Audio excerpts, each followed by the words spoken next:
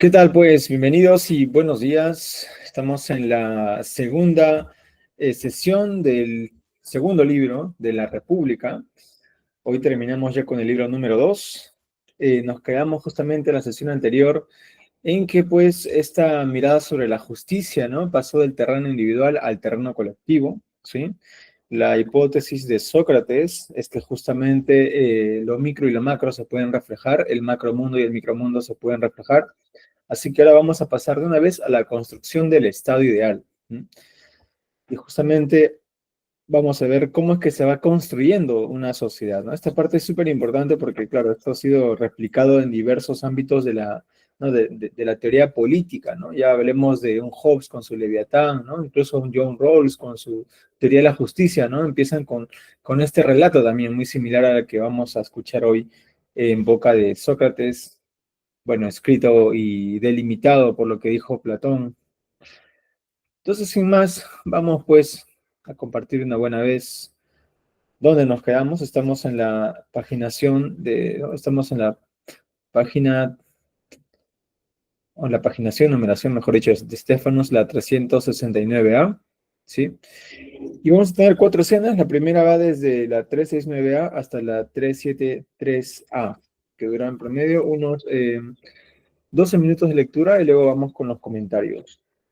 Así que bienvenidos a todos y muchas gracias también por su participación y especialmente a nuestras Adimanto y Glaucón, ¿sí? Gracias Jocelyn, gracias Natalie, sin ustedes esto no sería posible y también por supuesto sin la colaboración de todos los que estamos por aquí. Muy bien, entonces vamos a comenzar, todos listos por ahí, lista la presentación también en griego para asesorarnos si hay que una consulta con las palabras y ya, a ver, voy a tomar el tiempo también. Y ahí Adimanto se va preparando Adimanto. Y comenzamos a la cuenta de 3, 2, 1 y ya.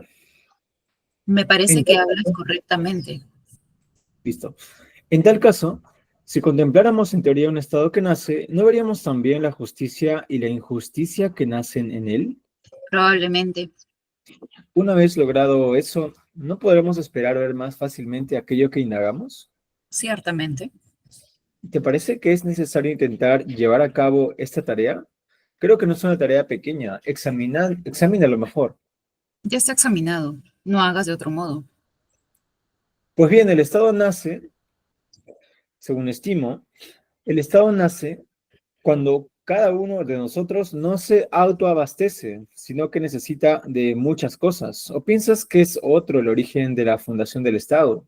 No, En tal caso, cuando un hombre se asocia con otro por una necesidad, con otro por otra necesidad, habiendo necesidad de muchas cosas, llegan a congregarse en una sola morada muchos hombres para asociarse y auxiliarse. ¿No haremos a este alojamiento común el nombre de Estado? claro que sí. Ahora bien, cuando alguien intercambia algo con otro, ya sea dando o tomando, lo hace pensando que es lo mejor para él mismo. Es cierto. Vamos pues, y forjemos en teoría el Estado desde su comienzo, aunque según parece, lo forjarán nuestras necesidades. Sin duda. En tal caso, la primera y la más importante de nuestras necesidades es la provisión de alimentos con vista a existir y a vivir. Completamente de acuerdo. La segunda de tales necesidades es la de vivienda y la tercera es la de vestimenta y cosas de esa índole. Así es. Vemos ahora, ¿cómo satisfará un Estado la provisión de tales cosas? Para la primera hará falta al menos un labrador, para la segunda un constructor, para el tercero un tejedor. No añadiremos también un fabricante de calzado y cualquier otro tipo de los que asisten en lo que concierne al cuerpo. Ciertamente. Por ende, un Estado que satisfaga las necesidades mínimas constará de 4 o 5 hombres. Es manifiesto. Ahora bien, ¿debe cada uno de ellos contribuir con su propio trabajo a la comunidad de todos? De modo que, por ejemplo, un solo labrador surta de alimentos a los 4 y dedique el cuádruple de tiempo y de esfuerzo a proveerlos de granos, asociándose con los demás, o por el contrario, no se preocupará de ellos y producirá solo para sí mismo la cuarta parte del grano en la que la cuarta parte del grano en la cuarta parte del tiempo, y pasar las otras tres en proveerse de casa, vestimenta y calzado, sin producir cosas que comparta con los demás, sino obrando por sí solo lo que él necesita. Probablemente, Sócrates, la primera alternativa sea más fácil que la otra. Nada insólito por Zeus es lo que dices. Pues me doy cuenta ahora que lo dices, que lo que dices, de que cada uno no tiene las mismas dotes naturales que los demás, sino que es diferente en cuanto a su disposición natural. Uno es apto para realizar una tarea, otro para otra, ¿no te parece? A mí sí, Entonces, ¿será mejor que uno solo ejercite muchos oficios o que ejercite uno solo? que ejercite uno solo. Pero está claro, me parece que si se deja pasar el momento propicio para una tarea, la obra se estropea. Está claro, en efecto. Y es, pienso, porque el trabajo no ha de aguardar el tiempo libre del trabajador como si fuera un pasatiempo, sino que es forzoso que el trabajador se consagre a lo que hace. Es forzoso. Por consiguiente, se producirán más cosas y mejor y más fácilmente si cada uno trabaja en el momento oportuno y acorde con sus aptitudes naturales, liberado de las demás ocupaciones. Absolutamente cierto. En tal caso, además, todos se necesitan más de 4 ciudadanos para procurarse las cosas de que acabamos de hablar, pues el labrador no fabricará su arado, al menos si quiere que esté bien hecho, ni su azada, ni las demás herramientas que conciernen a la agricultura, tampoco el constructor, a quien también le hacen falta muchas cosas, ni el tejedor, ni el fabricante de calzado. Es verdad. Y aquí, pues, a carpinteros, a herreros y a muchos artesanos de esa índole que al convertirse en nuestros asociados en el pequeño estado, aumentará su población. Con seguridad. Mas no sería muy grande, incluso si le añadiéramos boyeros, pastores y cuidadores de diversos tipos de ganado, para que el labrador tenga bueyes para arar y también para que los constructores dispongan junto con los labradores de yuntas de bueyes para el traslado de materiales y los tejedores y fabricantes de calzado de cueros y lana. Pues no será un estado pequeño si debe contener a toda esa gente. Y además sería prácticamente imposible fundar un estado en un lugar de tal índole que no tuviera necesidad de importar nada. Imposible. En este caso requerirá también gente que se ocupe de traer de los otros estados los que hace falta. Lo requerirá. Pero si el servidor encargado de eso va con las manos vacías sin importar nada de lo que necesita importar aquellos estados para satisfacer sus propias necesidades, regresará de ellos también con las manos vacías, ¿no te parece? A mí sí. Por consiguiente, se debe producir en el país no solo los bienes suficientes para la propia gente, sino también del tipo y cantidad requeridos por aquellos con los cuales se necesita intercambiar bienes. En efecto. Entonces tendremos que aumentar el número de labradores y demás artesanos del Estado, Aumentémoslo. y también el número de servidores a cargo de la importación y exportación de bienes. Son comerciantes, ¿verdad? Sí, Por tanto, también necesitamos comerciantes. por cierto. Y en este caso de que este comercio se realice por mar, harán falta muchos otros hombres conocedores de las tareas marítimas. Muchos, sin duda. Ahora bien, en el seno del Estado mismo, ¿cómo intercambiarán los ciudadanos aquello que cada uno ha fabricado? Pues con vistas a eso creamos la sociedad y fundamos un Estado. Es obvio que por medio de la venta y de la compra. De ahí, por ende, surgirá un mercado y un signo monetario con miras al intercambio. Claro. Y en caso de que el labrador o cualquier otro artesano que lleva al mercado lo que produce no llegue en el mismo momento que los que necesitan intercambiar mercadería con él, ¿no dejará de trabajar en su propio oficio y permanecerá sentado en el mercado? De ningún modo, porque existen quienes, al ver esta situación, se asignan a sí mismos este servicio. En los estados correctamente administrados, son en general los más débiles de cuerpo y menos aptos para ejercitar cualquier otro oficio. Deben permanecer en el mercado y adquirir a cambio de plata lo que unos necesitan vender y vender también a cambio de plata lo que otros necesitan comprar. Esta necesidad, pues, da origen en el Estado a los mercaderes. ¿O no llamamos mercaderes a los que instalados en el mercado se encargan de la compra y venta y comerciantes a los que comercian viajando de un estado a otro?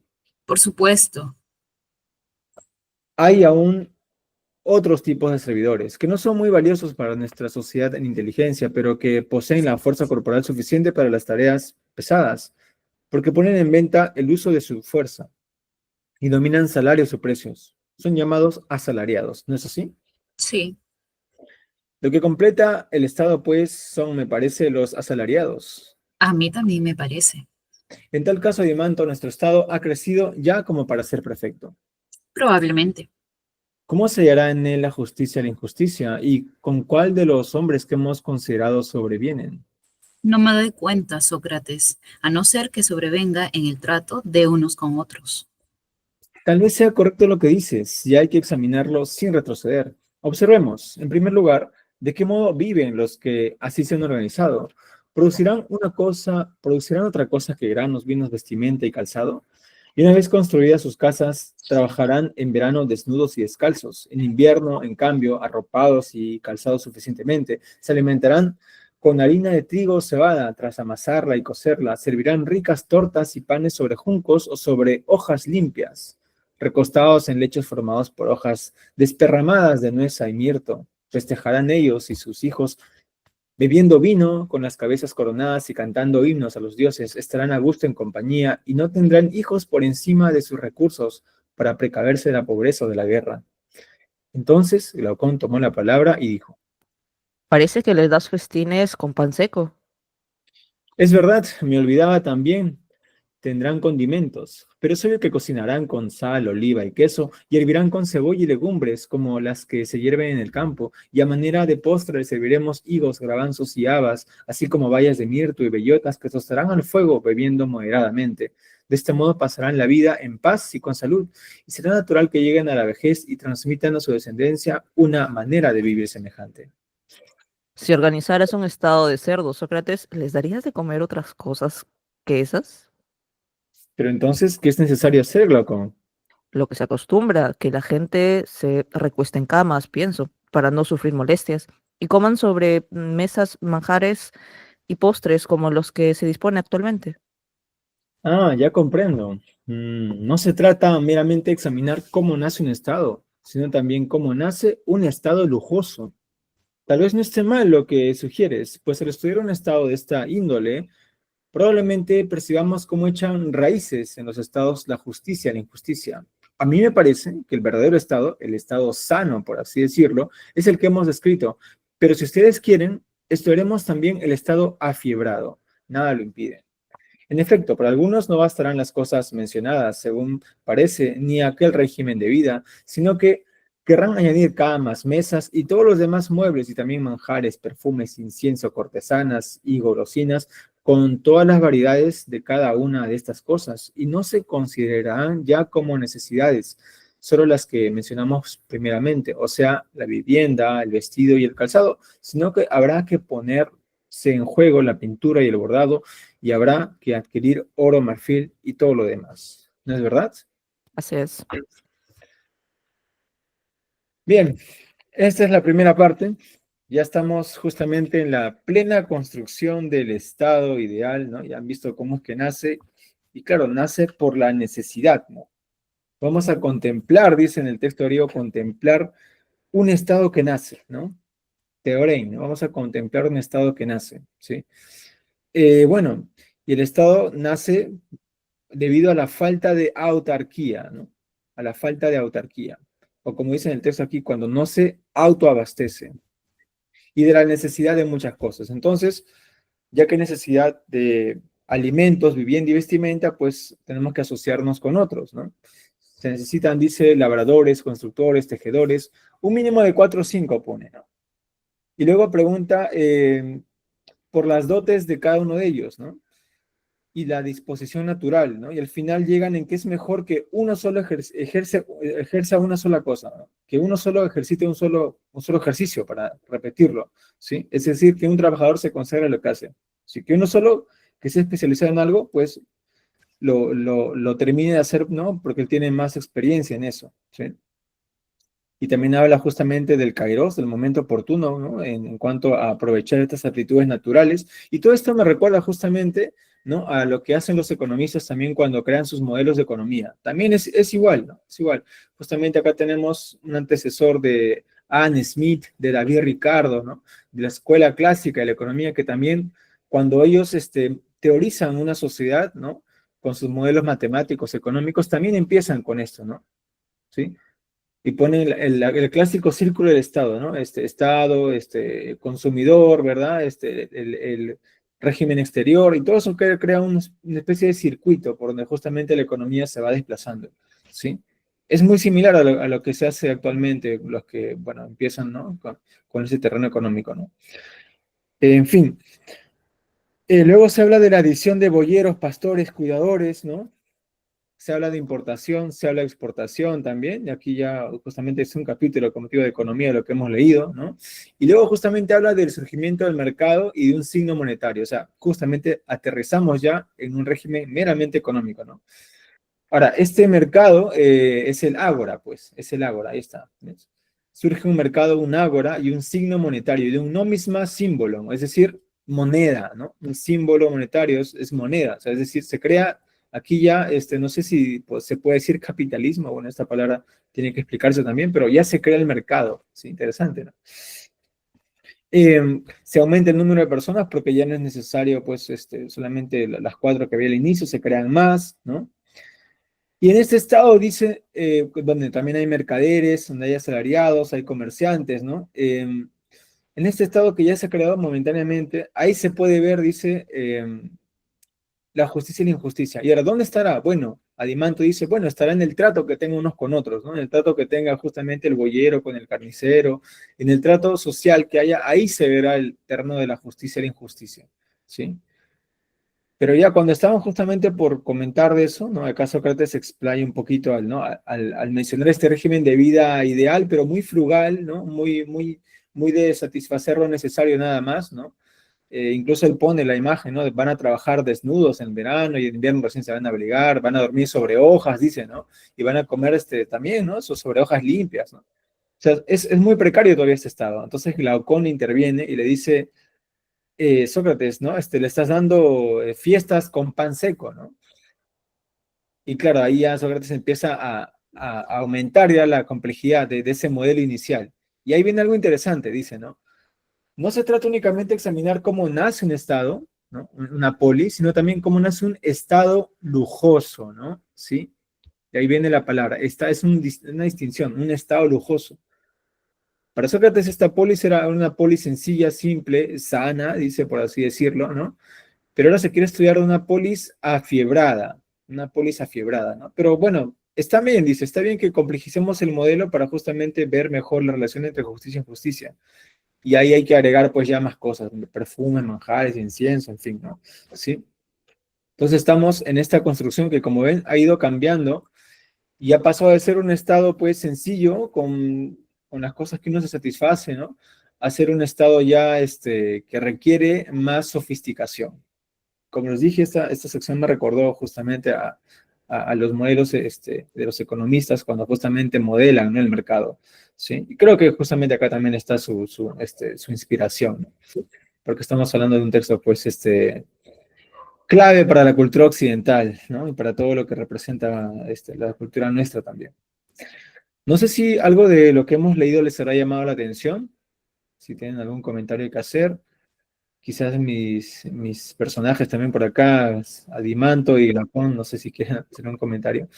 Pero con lo que a mí respecta, me sorprendió esta. Bueno, yo lo había revisado, claro, ahora estoy revisando nuevamente, pero la verdad que se parece mucho a lo que hacen los economistas. Bueno, por ahí entraría yo. Eh, Natalie quiere participar y luego creo que... Sí, Natalie. Natalie y luego Fernando. Natalie, te escuchamos.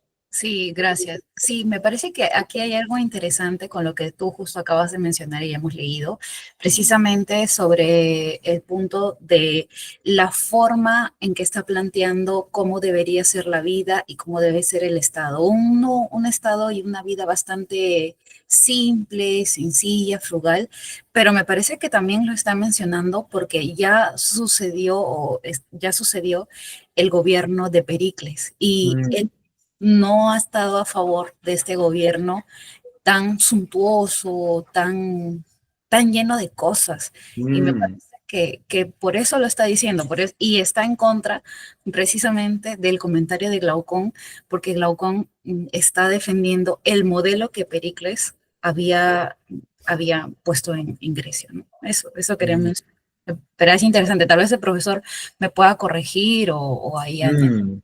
Interesante ver también la perspectiva histórica, porque claro, todo esto también está dentro de un contexto, en el contexto del mundo griego. Fernando, lo escuchamos. Sí, empezaré por lo último, ¿no? Él está señalando que es inevitable que el Estado sano, saludable, nazca sencillo, austero, pero es la naturaleza humana que por su capacidad intelectual y manual tiende a la mejora, tiende al lujo. Mm, Y eso es lo que va a traer consigo mayores conflictos. Entonces el problema está cómo evitar esos conflictos que sean tan radicales que impidan vivir en paz y en armonía y la comunidad termina enfermándose. Ese es un tema que va a continuar más adelante.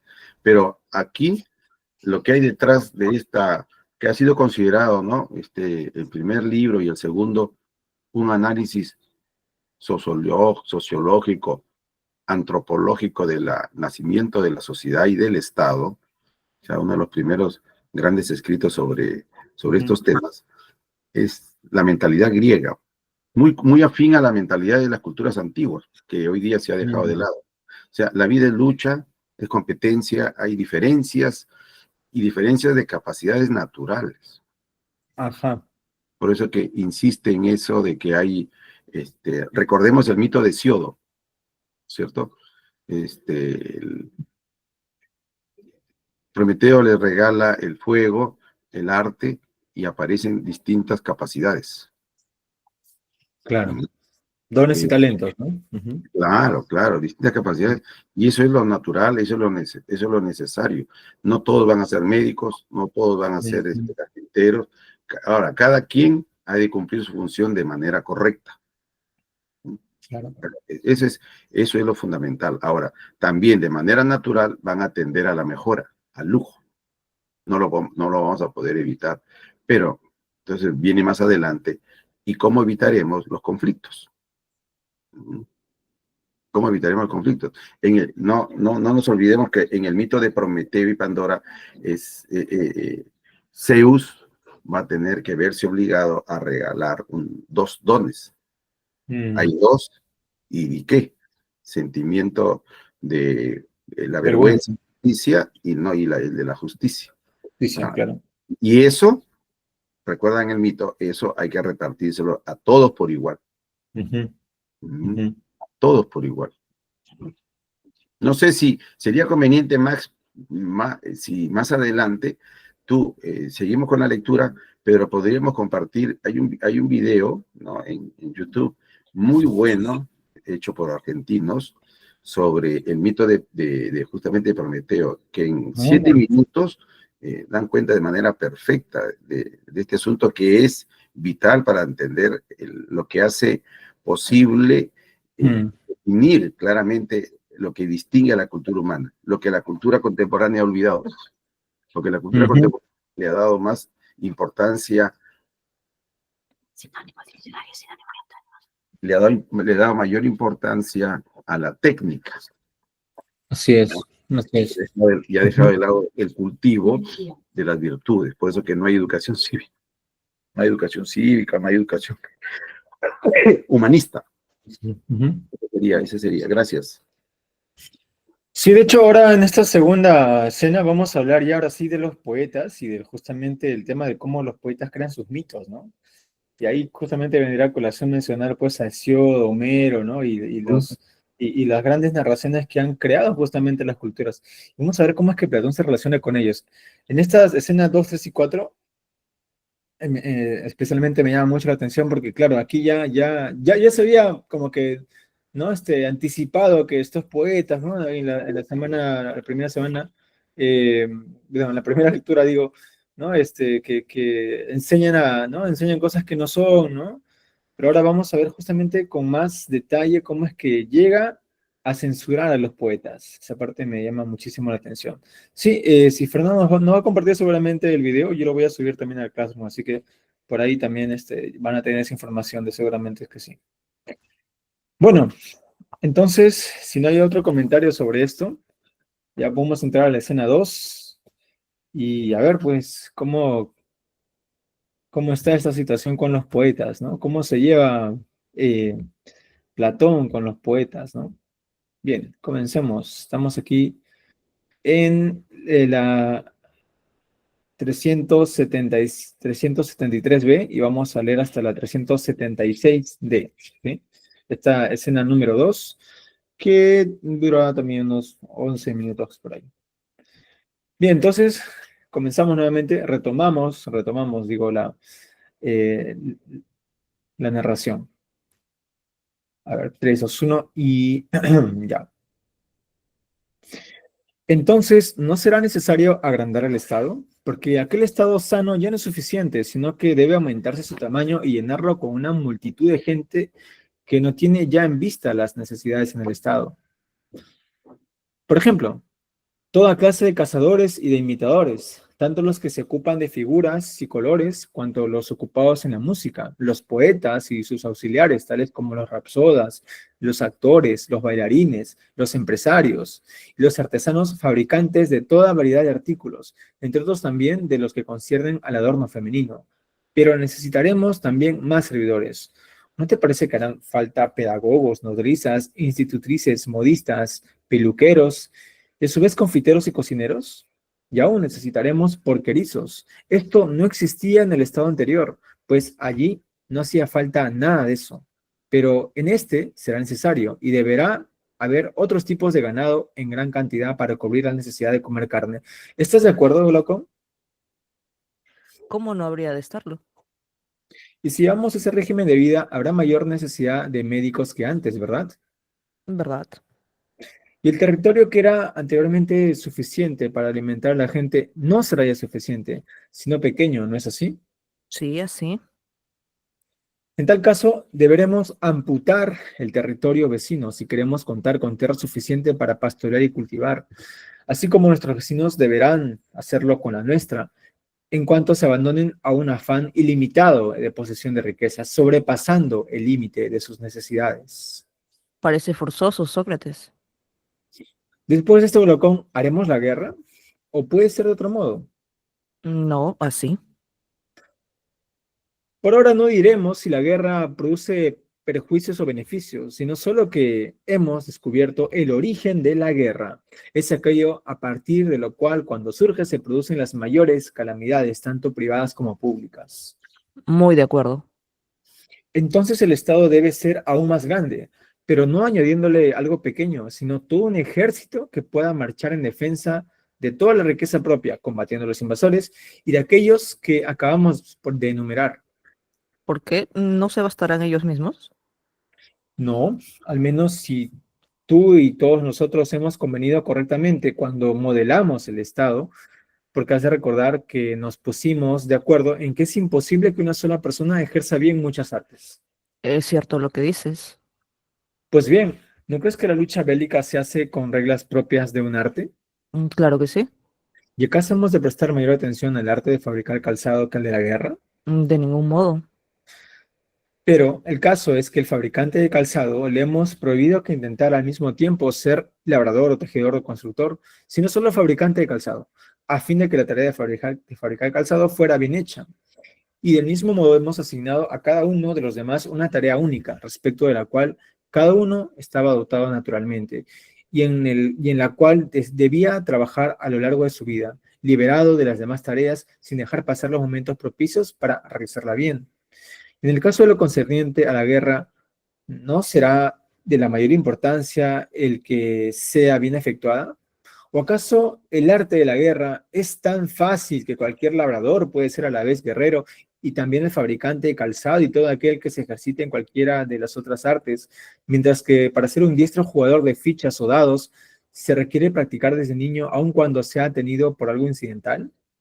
¿O será suficiente haber tomado un escudo u otra, cualquiera de las armas y herramientas de combate para convertirse el mismo día en un combatiente de infantería pesada o en cualquier otro cuerpo de combate?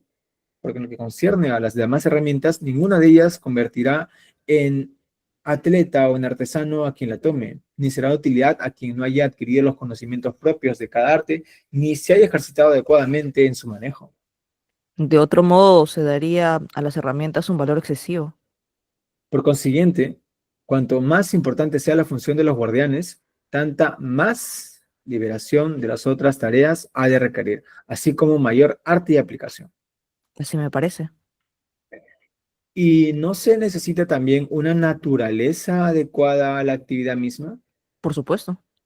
Nuestra tarea sería entonces, según parece, si es que somos capaces de ello, decidir qué naturalezas y de qué índole son las apropiadas para ser del guardián del Estado. Sin duda.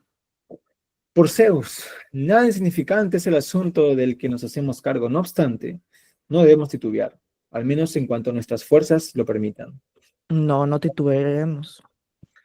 Ahora bien, ¿piensas que en cuanto al ser guardián difiere en la naturaleza de un cachorro bien alimentado y la de un joven de noble cuna? ¿Qué es lo que quieres decir? Que ambos, por ejemplo, deben poseer agudeza en la percepción, rapidez en la persecución de lo percibido y también fuerza, si tiene que luchar con la presa. En efecto, debe poseer todas esas cosas, Además de valentía, si queremos que combatan bien. por cierto. Pero ¿llegará a ser valiente un caballo, un perro o cualquier otro animal que no sea fogoso? ¿O no te has percatado de cuán irresistible e invencible es la fogosidad, merced a cuya presencia ningún alma es temerosa o conquistable? Sí, me he percatado. Entonces está a la vista cómo deben ser las cualidades corporales que debe poseer el guardián.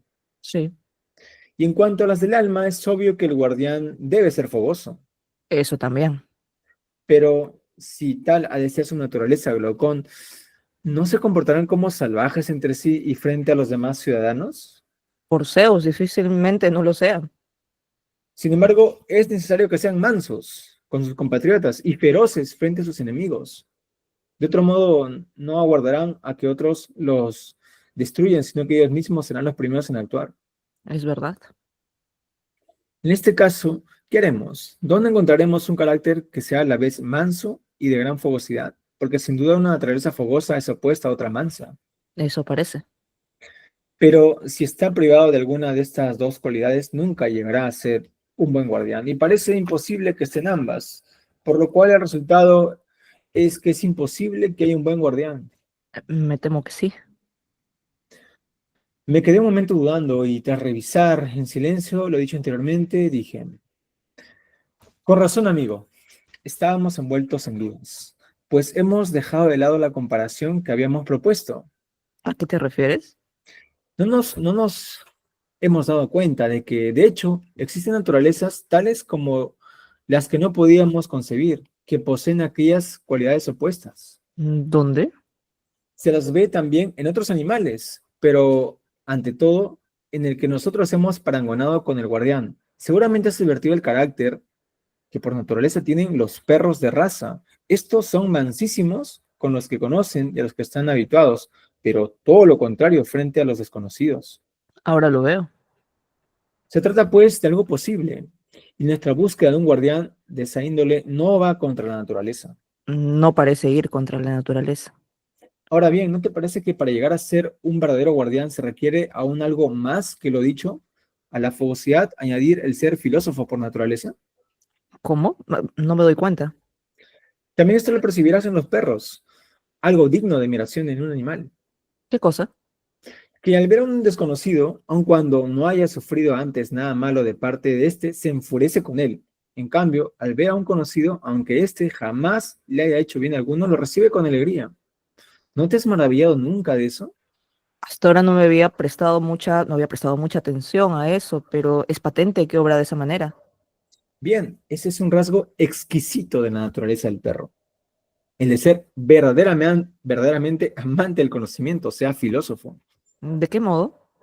De este modo, no distingue un aspecto amigo de un enemigo por ningún otro medio que por haber conocido el primero y desconocido el segundo. Y bien, ¿cómo no habría de ser amante de aprender quien delimita mediante el conocimiento y el desconocimiento de lo propio de la ajena? No puede ser de ninguna otra manera. ¿Y acaso no es lo mismo el ser amante de aprender y el ser filósofo? Es lo mismo, en efecto. Admitiremos confiadamente entonces que también en el caso del hombre, si queremos que alguien sea manso frente a los familiares y conocidos, debe ser por naturaleza filósofo y amante de aprender. Admitámoslo. Filósofo, fogoso, rápido y fuerte, y por consiguiente ha de ser por naturaleza, por consiguiente, ha de ser por naturaleza el que pueda llegar a ser el guardián noble y bueno de nuestro estado. Absolutamente en todo de acuerdo. Así ha de ser por naturaleza. Ahora bien, ¿de qué modo debemos criarlos y educarlos?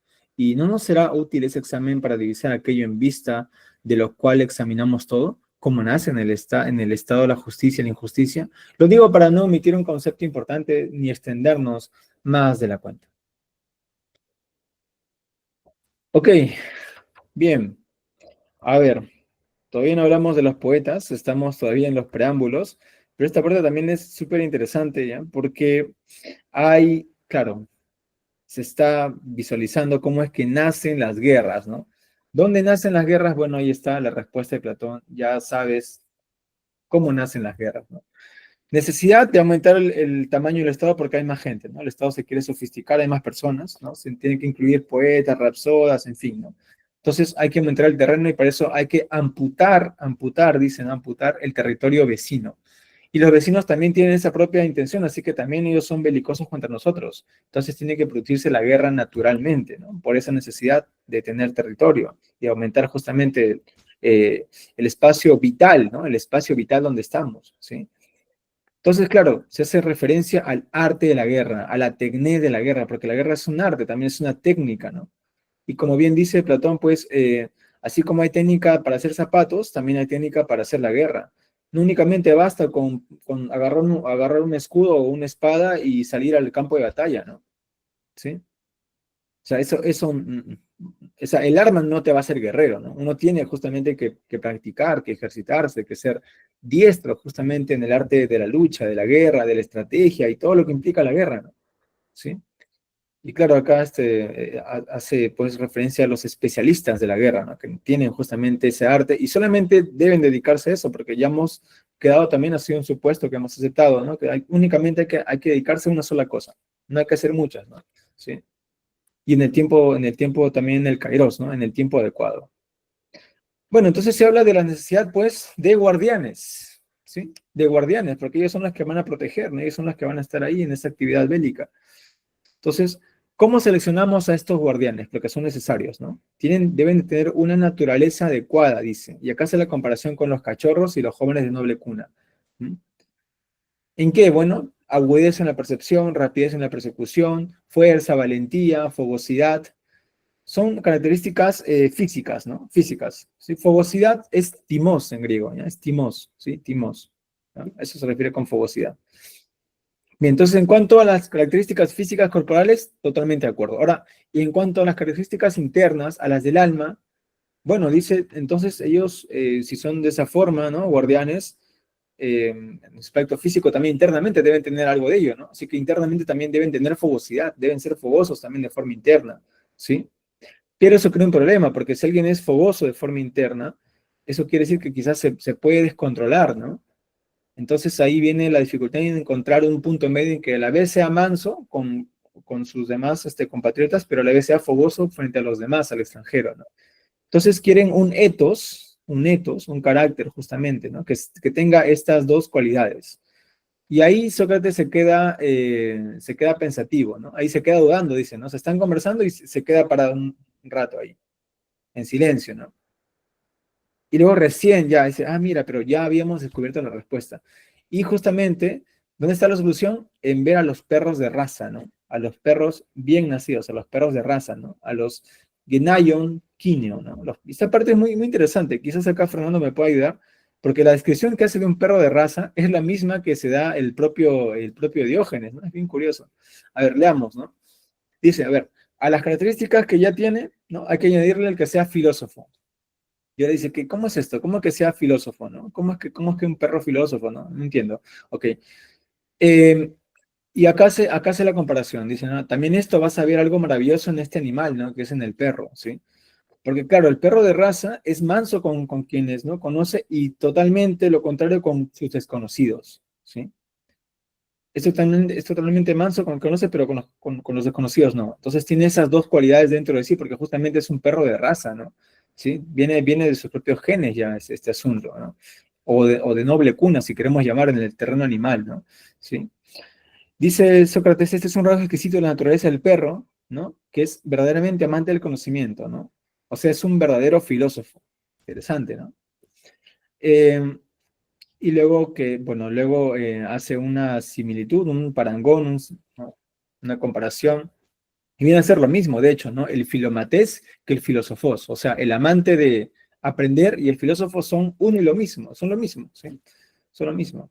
Y bueno, están de acuerdo en eso, entonces ya llegan a esa conclusión, ¿no? Y acá también puse un corte, pero acá hay que decir algo, ¿no?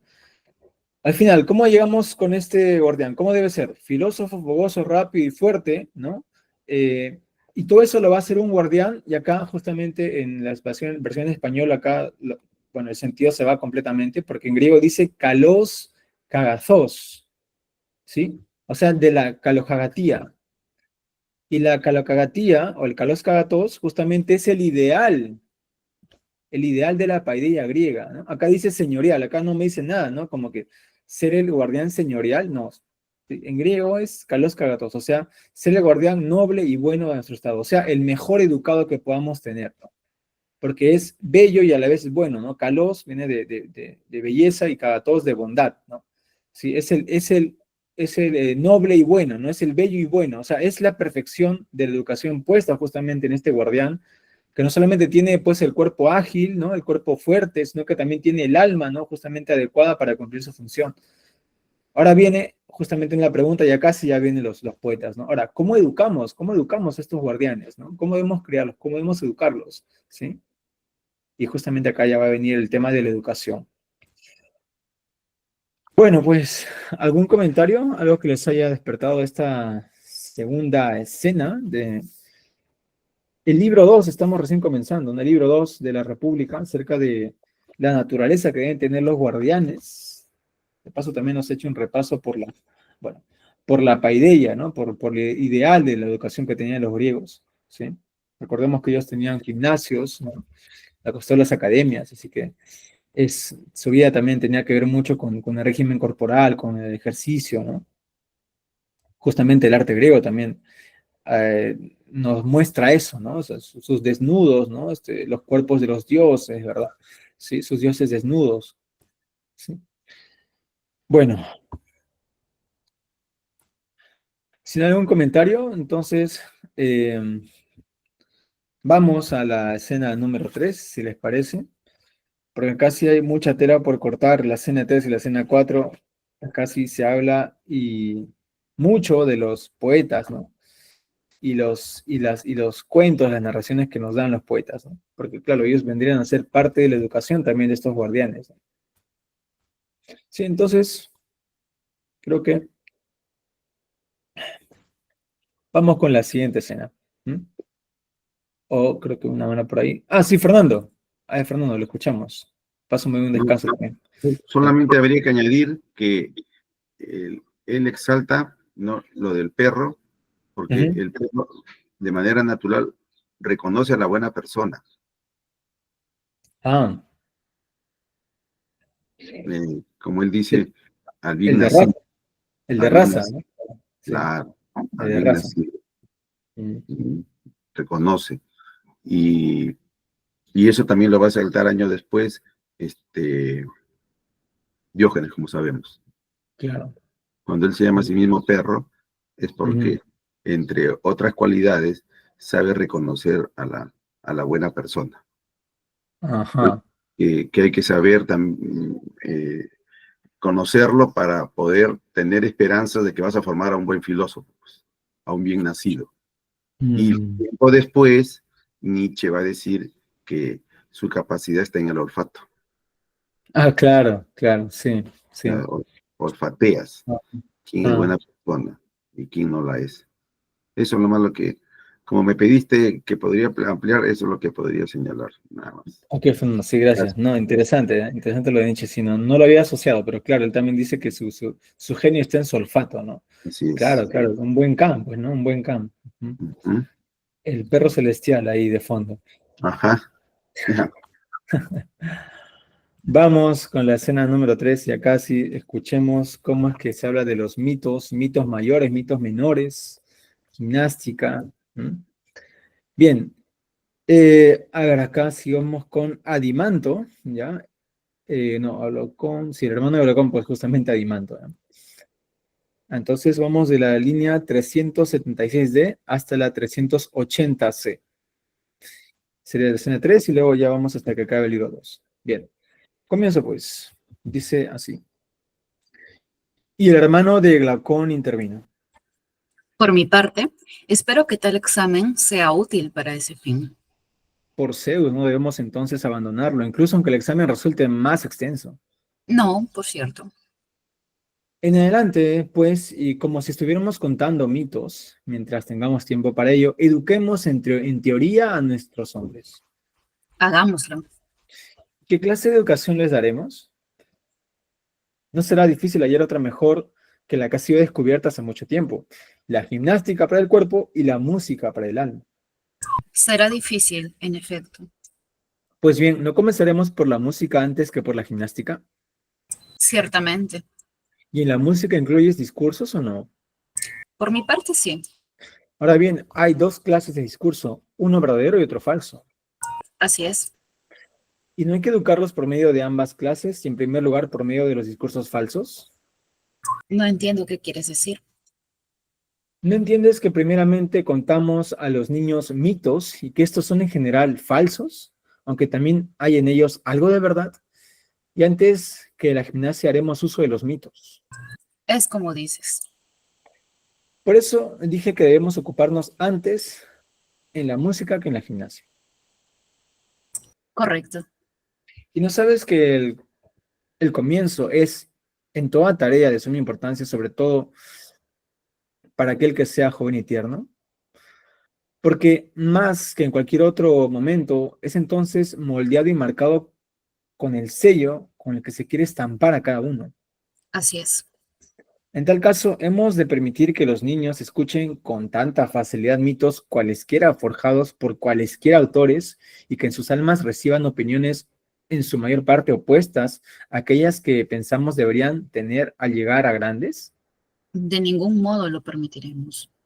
Primeramente parece que debemos supervisar a los forjadores de mitos y admitirlos cuando estén bien hechos, y rechazarlos en caso contrario. Y persuadiremos a las ayas y a las madres a que cuenten a los niños los mitos que hemos admitido, y con estos moldearemos sus almas mucho más que sus cuerpos con las manos. Respecto a los que se cuentan ahora, habrá que rechazar la mayoría. ¿Cuáles son estos? En los mitos mayores podremos observar también los menores. El sello en efecto debe ser el mismo, y han de tener el mismo efecto tanto los mayores como los menores. ¿Eres de otro parecer? No, pero no advierto cuáles son los que denominas mayores. Aquellos que nos cuentan Hesíodo y Homero, y también otros poetas, pues son ellos quienes han compuesto los falsos mitos que se han narrado y aún se narran a los hombres. ¿A qué mitos te refieres y qué es lo que censuras en ellos? Lo que en primer lugar hay que censurar, y más que cualquier otra cosa, es sobre todo el caso de las mentiras innobles. ¿Y qué llamas así? Al caso en que se representan mal con el lenguaje los dioses y los héroes, tal como un pintor que no pinta retratos semejantes a los que se ha propuesto pintar. Es en efecto correcto censurar tales casos, pero ¿cuáles serían en aquellos que estamos examinando y de qué modo?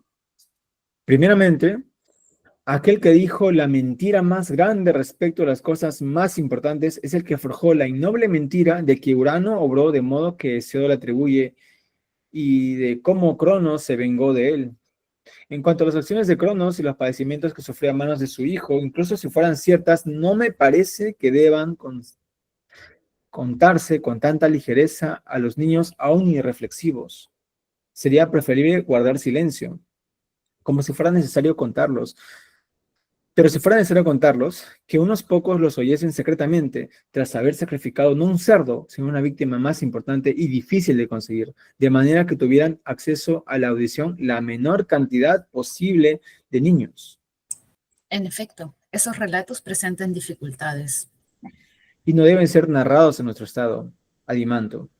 Como tampoco hay que decir a un joven que nos escucha que al cometer los delitos más extremos no sería nada asombroso, o que si su padre delinque y él lo castiga de cualquier modo, solo haría lo mismo que los dioses primeros y más importantes. No, por Zeus. Tampoco a mí me parecen cosas adecuadas para narrar. Ni admitamos en absoluto que los dioses hagan la guerra a dioses, se confabulen o combatan unos contra otros, pues nada de eso es cierto, al menos si exigimos que los que van a guardar el Estado consideren como lo más vergonzoso el disputar entre sí. Y con menor razón, aún han de narrarse o representarse en bordados, gigantomaquías y muchos otros enfrentamientos de toda clase de dioses y héroes con sus parientes y prójimos. Antes bien, si queremos persuadirlos de que ningún ciudadano ha disputado jamás con otro y de que eso habría sido un sacrilegio, tales cosas son las que tanto los ancianos como las ancianas deben contar a los niños desde la infancia. Y aun llegado a adultos, hay que reforzar a los poetas a componer para estos mitos de índole afín a aquella. Narrar, en cambio, los encadenamientos de Hera por su hijo, o que Festo fue arrojado fuera del Olimpo por su padre cuando intentó impedir que éste golpeara a su madre, así como cuantas batallas entre dioses ha compuesto Homero, no lo permitiremos en nuestro estado, hayan sido compuestos con sentido alegórico o sin él. El niño, en efecto, no es capaz de discernir lo que es alegórico de lo que no lo es, y las impresiones que a esa edad reciben suelen ser las más difíciles de borrar y las que menos pueden ser cambiadas. Por este motivo, tal vez, debe ponerse máximo cuidado en los primeros relatos que los niños oyen, de modo que escuchen los mitos más bellos que se hayan compuesto en vista a la excelencia. Eso es razonable, pero si alguien nos preguntara aún concretamente qué cosas son estas y cuáles son los mitos a que nos referimos, ¿qué contestaríamos? Y yo le contesté: en este momento, ni tú ni yo somos poetas, sino fundadores de un Estado. Y a los fundadores de un Estado corresponde conocer las pautas según las cuales los poetas deben forjar sus mitos y de las cuales no deben apartar sus creaciones, mas no corresponde a dichos fundadores componer mitos. Correcto. Pero precisamente en relación con este punto, ¿cuáles serían estas pautas referentes al modo de hablar sobre los dioses? Aproximadamente estas. Debe representarse siempre al dios como es realmente, ya sea en versos épicos o líricos o en la tragedia. Eso es necesario. Ahora bien, ¿no es el dios realmente bueno por sí y de este modo debe hablarse de él? Claro, Pero nada que sea bueno es perjudicial, ¿o no? me parece que no puede ser perjudicial. ¿Y acaso lo que no es perjudicial perjudica? De ningún modo. ¿Lo que no perjudica produce algún mal? Tampoco. ¿Y lo que no produce mal alguno podría ser causa de un mal? No veo cómo. Pues bien, ¿es benéfico lo bueno? Sí, Es entonces causa de un bienestar. sí, En este caso, lo bueno no es causa de todas las cosas, es causa de las cosas que están bien, no de las malas. absolutamente de acuerdo. Por consiguiente, dado que Dios es bueno, no podría ser causa de todo, como dice la mayoría de la gente. Sería solo causante de unas pocas cosas que acontecen a los hombres, pero inocente de la mayor parte de ellas. En efecto, las cosas buenas que nos suceden son muchas menos que las malas. Y si de las buenas no debe haber otra causa que el Dios, de las malas debe buscarse otra causa. Gran verdad me parece que dices.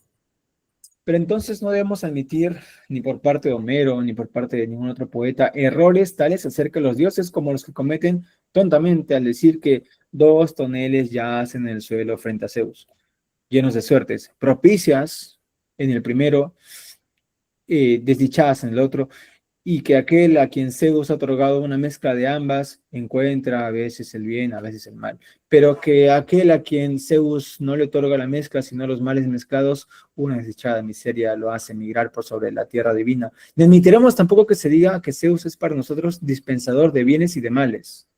En cuanto a la violación de los juramentos y pactos, el que ha incurrido Pándaro, si alguien afirma que se ha producido por causa de Palas Atenea y de Zeus, no lo probaremos, como tampoco que haya tenido lugar una discordia y un juicio de los dioses por obra de Temis y de Zeus, ni debemos permitir que los jóvenes oigan cosas como las que dice Esquilo, a saber que Un Dios hace crecer la culpa entre los hombres cuando quiere arruinar una casa por completo. Si algún poeta canta los padecimientos de Níobe en yambos como estos, o los referidos a los pelópidas, o a los troyanos, o algún otro tema de esa índole, no le hemos de permitir que diga que esos pesares son obra de un Dios, o si lo dice, debe idear una explicación como la que nosotros buscamos ahora, declarando que el Dios ha producido cosas justas y buenas, y que los que han sido castigados se han beneficiado con ello. Pero afirmar que son infortunados los que expian sus delitos y que el autor de sus infortunios es el Dios, no hemos de permitírselo al poeta. Si dijera por el contrario que los malos son infortunados porque necesitaban de un castigo y que se han beneficiado por obra del Dios al expiar sus delitos, eso sí se lo permitiremos. En cuanto a que Dios, que es bueno, se ha convertido en causante de males para alguien, debemos oponernos por todos los medios a que sea dicho o escuchado en nuestro estado si pretendemos que esté regido por leyes adecuadas.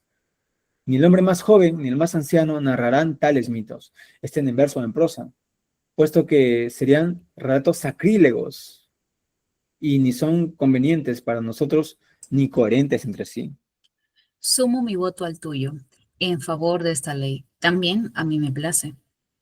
Esta será pues la primera de las leyes y de las pautas que conciernen a los dioses, a la cual deberán ajustarse los discursos acerca de los dioses, si se habla, y los poemas, si se compone, que el Dios no es causa de todas las cosas, sino solo de las buenas. Y eso basta. Y eso basta. Ok, bien. Y acá estamos, pues ya se descubrió, ¿sí? Ya se descubrió Platón, ya sacó, pues, sus argumentos, ¿no? Ya estamos, bueno, ya está censurando, ¿no? Ya está siendo, pues, el regente, ¿no? Ese filtro por el cual deben pasar los poetas, ¿no? ¿Sí? Él está ahí, regulando, está siendo un regulador, ¿no? Está regulando su estado. Y en ese estado perfecto no se debe permitir que se cuenten tales historias acerca de los dioses, ¿no? A ver, para empezar, ¿no? Con orden. Hablando de la educación, ¿qué clase de paideia vamos a dar a estos hombres que ya tienen una disposición tanto en el alma como en el cuerpo, ¿no? Ellos ya tienen esa predisposición. Bueno, la educación clásica, ¿no? La educación tradicional justamente es lo que dicen, ¿sí? Es decir, cuerpo y mente, ¿no? Cuerpo y alma, ¿sí? Gimnasia para el cuerpo, ¿no? ¿Sí? Para el cuerpo gimnasia y para la psique, música. Gimnástica para el sómatos y música para la psique. Ahora, cuando entendemos música para el alma, no se refiere pues a que tengan que tocar instrumentos o que sean grandes arpistas o violinistas, no. Se refiere en general, justamente lo dice, ¿no? Entendemos en la música también están los discursos, o sea, el logos también está ahí. Claro, incluyes discursos, ¿no? En la música, sí, dice. Entonces, bueno, ahí tenemos los que son verdaderos y los que son falsos. Y hay que empezar por los falsos, dice. Yocadimantos se sorprende porque dice, no entiendo por qué empezaremos por los falsos, ¿no? Porque vamos a empezar educando por los falsos. Y acá viene justamente la apreciación de Sócrates, ¿no? Y también esto, pues, seguramente, ya fue leído por los psicólogos del siglo anterior, ¿no? Que justamente desarrollaron su teoría psicológica, muchas teorías psicológicas en base a cómo se forma uno desde niño, ¿sí? Mucho de la escuela freudiana, de Jung, también tiene que ver con esto, ¿no? Del psicoanálisis, que justamente lo que somos ahora, pues tiene como base lo que hemos sido siendo niños, ¿no? ¿Sí? Claro, en la psicología se habla de eso, ¿no? Pero acá se está avisorando justamente esto, que hay que tener cuidado con la educación que se le da a los niños, ¿sí? Entonces, pues Sócrates dice, mira, los niños, ellos todavía no tienen un discernimiento acerca de si lo que se cuenta es real o no es real, o si es alegórico o no es alegórico. Entonces, justamente, ya que hay que tener mucho cuidado con ellos, no se debe permitir pues, que escuchen cualquier tipo de relatos, no se debe permitir que escuchen cualquier tipo de historias. Y menos todavía que cuentan de que los dioses se pelean entre sí y se sacan la vuelta, que uno amarra a su madre, ¿no? Que Zeus le pegaba a Hera. O sea, no debemos permitir que eso ocurra. Debemos supervisar a los forjadores de mitos y admitirlos cuando estén bien, ¿no? Cuando estén bien hechos sus mitos y rechazarlos en caso esos mitos estén mal hechos. ¿Por qué? Porque así estamos cuidando justamente el moldeado de las almas, que es mucho más importante que el moldeado de los cuerpos, ¿no? ¿Sí? Así estamos cuidando cómo sus almas se están moldeando. porque las almas se alimentan justamente de esa música, ¿no? Que es de los mitos. Ahora, hay dos grandes mitos, dos tipos de mitos, ¿no? Los mitos mayores y los menores. Los mayores, por supuesto, son compuestos, bueno, son hechos por los forjadores, en este caso, de la cultura griega, que son Homero y Hesíodo, ¿no? Los grandes poetas. Acá lo mencionan con nombre, ¿sí? Se está censurando, pero no es que simplemente diga hay que censurar y ya, ¿no? No, exactamente a estos tipos de señores, ¿no? Hay que censurar, ¿sí? Sobre todo las mentiras ignobles, dice, ¿no? ¿Qué es esto de mentira innoble? Bueno, estas que representan mal con el lenguaje a los dioses y a los héroes. O sea, es como si Homero y Hesíodo fueran malos pintores. O sea, están los dioses ahí, ellos los han visto porque, claro, el griego ve a sus dioses, ¿no? Sí, oida, los mira, pero los han pintado mal. No le han dado justamente el matiz necesario con su lenguaje. ¿Mm? Son malos pintores. Son malos pintores, ¿no? Son como pintores malos, dice acá, ¿no? Se tienen el objeto ahí, lo han visto, ellos han tenido, pues, una suerte de revelación, digamos, pero en el momento de narrar el mito, pues, han errado, ¿no? Ya por ahí te cuenta justamente, ¿no? A Urano, en fin, ¿no? Habrá que recordar un poco de la teogonía, que incluso te lo menciono en qué parte está, ¿no? Esto es un poco de mitología griega, pues, ¿no? ¿Mm? Ahora, dice, pero si es necesario que se escuchen estas cosas, bueno, hay que hacer que sea difícil el acceso. ¿Mm?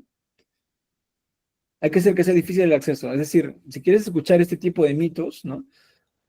Bueno, hay que sacrificar víctimas más importantes que un cerdo. Acá no sé a qué se refiere, no creo que esté diciendo sacrificar víctimas humanas, quizás se refiere a sacrificar, no sé, pues algo más valioso, no sé, es una cabra, ¿qué será? ¿Sí? El asunto es que sea difícil de llegar a escuchar ese mito. Y así nos evitamos que muchos niños lo escuchen. O sea, si es necesario que se cuente, bueno, que la menor cantidad posible de niños lo escuchen. El ideal es que ninguno lo escuche, pero si ya se tiene que decirse, bueno, ya, solamente una pequeña cantidad, ¿sí? Y acá viene justamente lo que censura esto, ¿no? Hay que forzar, dicen los poetas, a componer mitos, ¿no? Adecuados justamente para esto, porque los niños nuevamente, ¿no? Acá dicen, no, no entienden si en verdad es alegórico o no es alegórico, ellos simplemente escuchan nada más. Ahora es cuando Adimanto le dice, ya, pero ¿qué mitos? Y él dice, espérate, nosotros estamos forjando una ciudad, no somos componedores de mitos, ¿no? Curioso porque justamente Platón, acá viene la anécdota, Platón, claro, él fue poeta antes de ser filósofo, ¿no? Él componía mitos, tragedias, ¿no? Entonces es curioso que él diga que no le corresponde componer mitos cuando lo que está haciendo es componer justamente un mito, ¿no? O sea, esta creación del estado ideal es mitológica también. Es curioso cómo es que, ¿no? Él mismo ahí se está reflejando, ¿no? Pero está negando justamente lo que está haciendo, que es componer mitos, ¿no? O sea, ¿quién compone más mitos que Platón, ¿no? Tenemos el mito de la caverna, que va a aparecer también aquí, por supuesto, ¿no? En esta república, ¿no? El mito de la línea, el carro alado, en fin, ya hemos escuchado varios mitos también. Bueno, bien, entonces, esta es una teología, porque se habla de teología, estamos hablando de dioses, o sea, es teología. Esta teología debe ser una teología adecuada para el Estado. ¿Por qué? Porque el Dios es bueno. ¿Mm? Miren, ¿ah? El Dios es bueno por sí, es agathos, es bueno. Y si es bueno, no puede ser perjudicial. Y si es bueno, no puede ser causa de maldad. ¿Sí? Y vamos a censurar a todos aquellos que digan que el Dios es bueno y malo a la vez, o que debido a su acto, ¿no? Debido a lo que él hace, pues el hombre recibe beneficios como también maleficios, ¿no? O maldades. O sea, el Dios es inocente de la mayor parte de las cosas que le pasan a los hombres. Y la mayor parte que le pasa a los hombres no son, pues, cosas agradables, ¿no? ¿Sí? Entonces acá también su Dios, ya el Dios, ¿no? Que está presentando también, únicamente es bondadoso, ¿no? Únicamente es bondadoso, ¿sí? Y no se permite que se diga otra cosa. Interesante, ¿no? No se le permite que a los poetas, los que escriben tragedias, en fin, que se diga que el Dios también no, haya obrado mal, ¿no? Eso no se debe decir. Porque el Dios únicamente es bueno y es causa de lo bueno, y si hay causa de lo malo, pues se van a buscarlo en otro lugar. ¿No? No se lo permitiremos, dice clarito, ¿no? Y esas serán una de las primeras leyes que conciernen en cuanto justamente a hablar de los dioses, acerca de ellos. Que solamente debido a su causa que tenemos las cosas buenas, únicamente las buenas. Bueno, a ver, ¿qué les pareció esta tercera escena, no?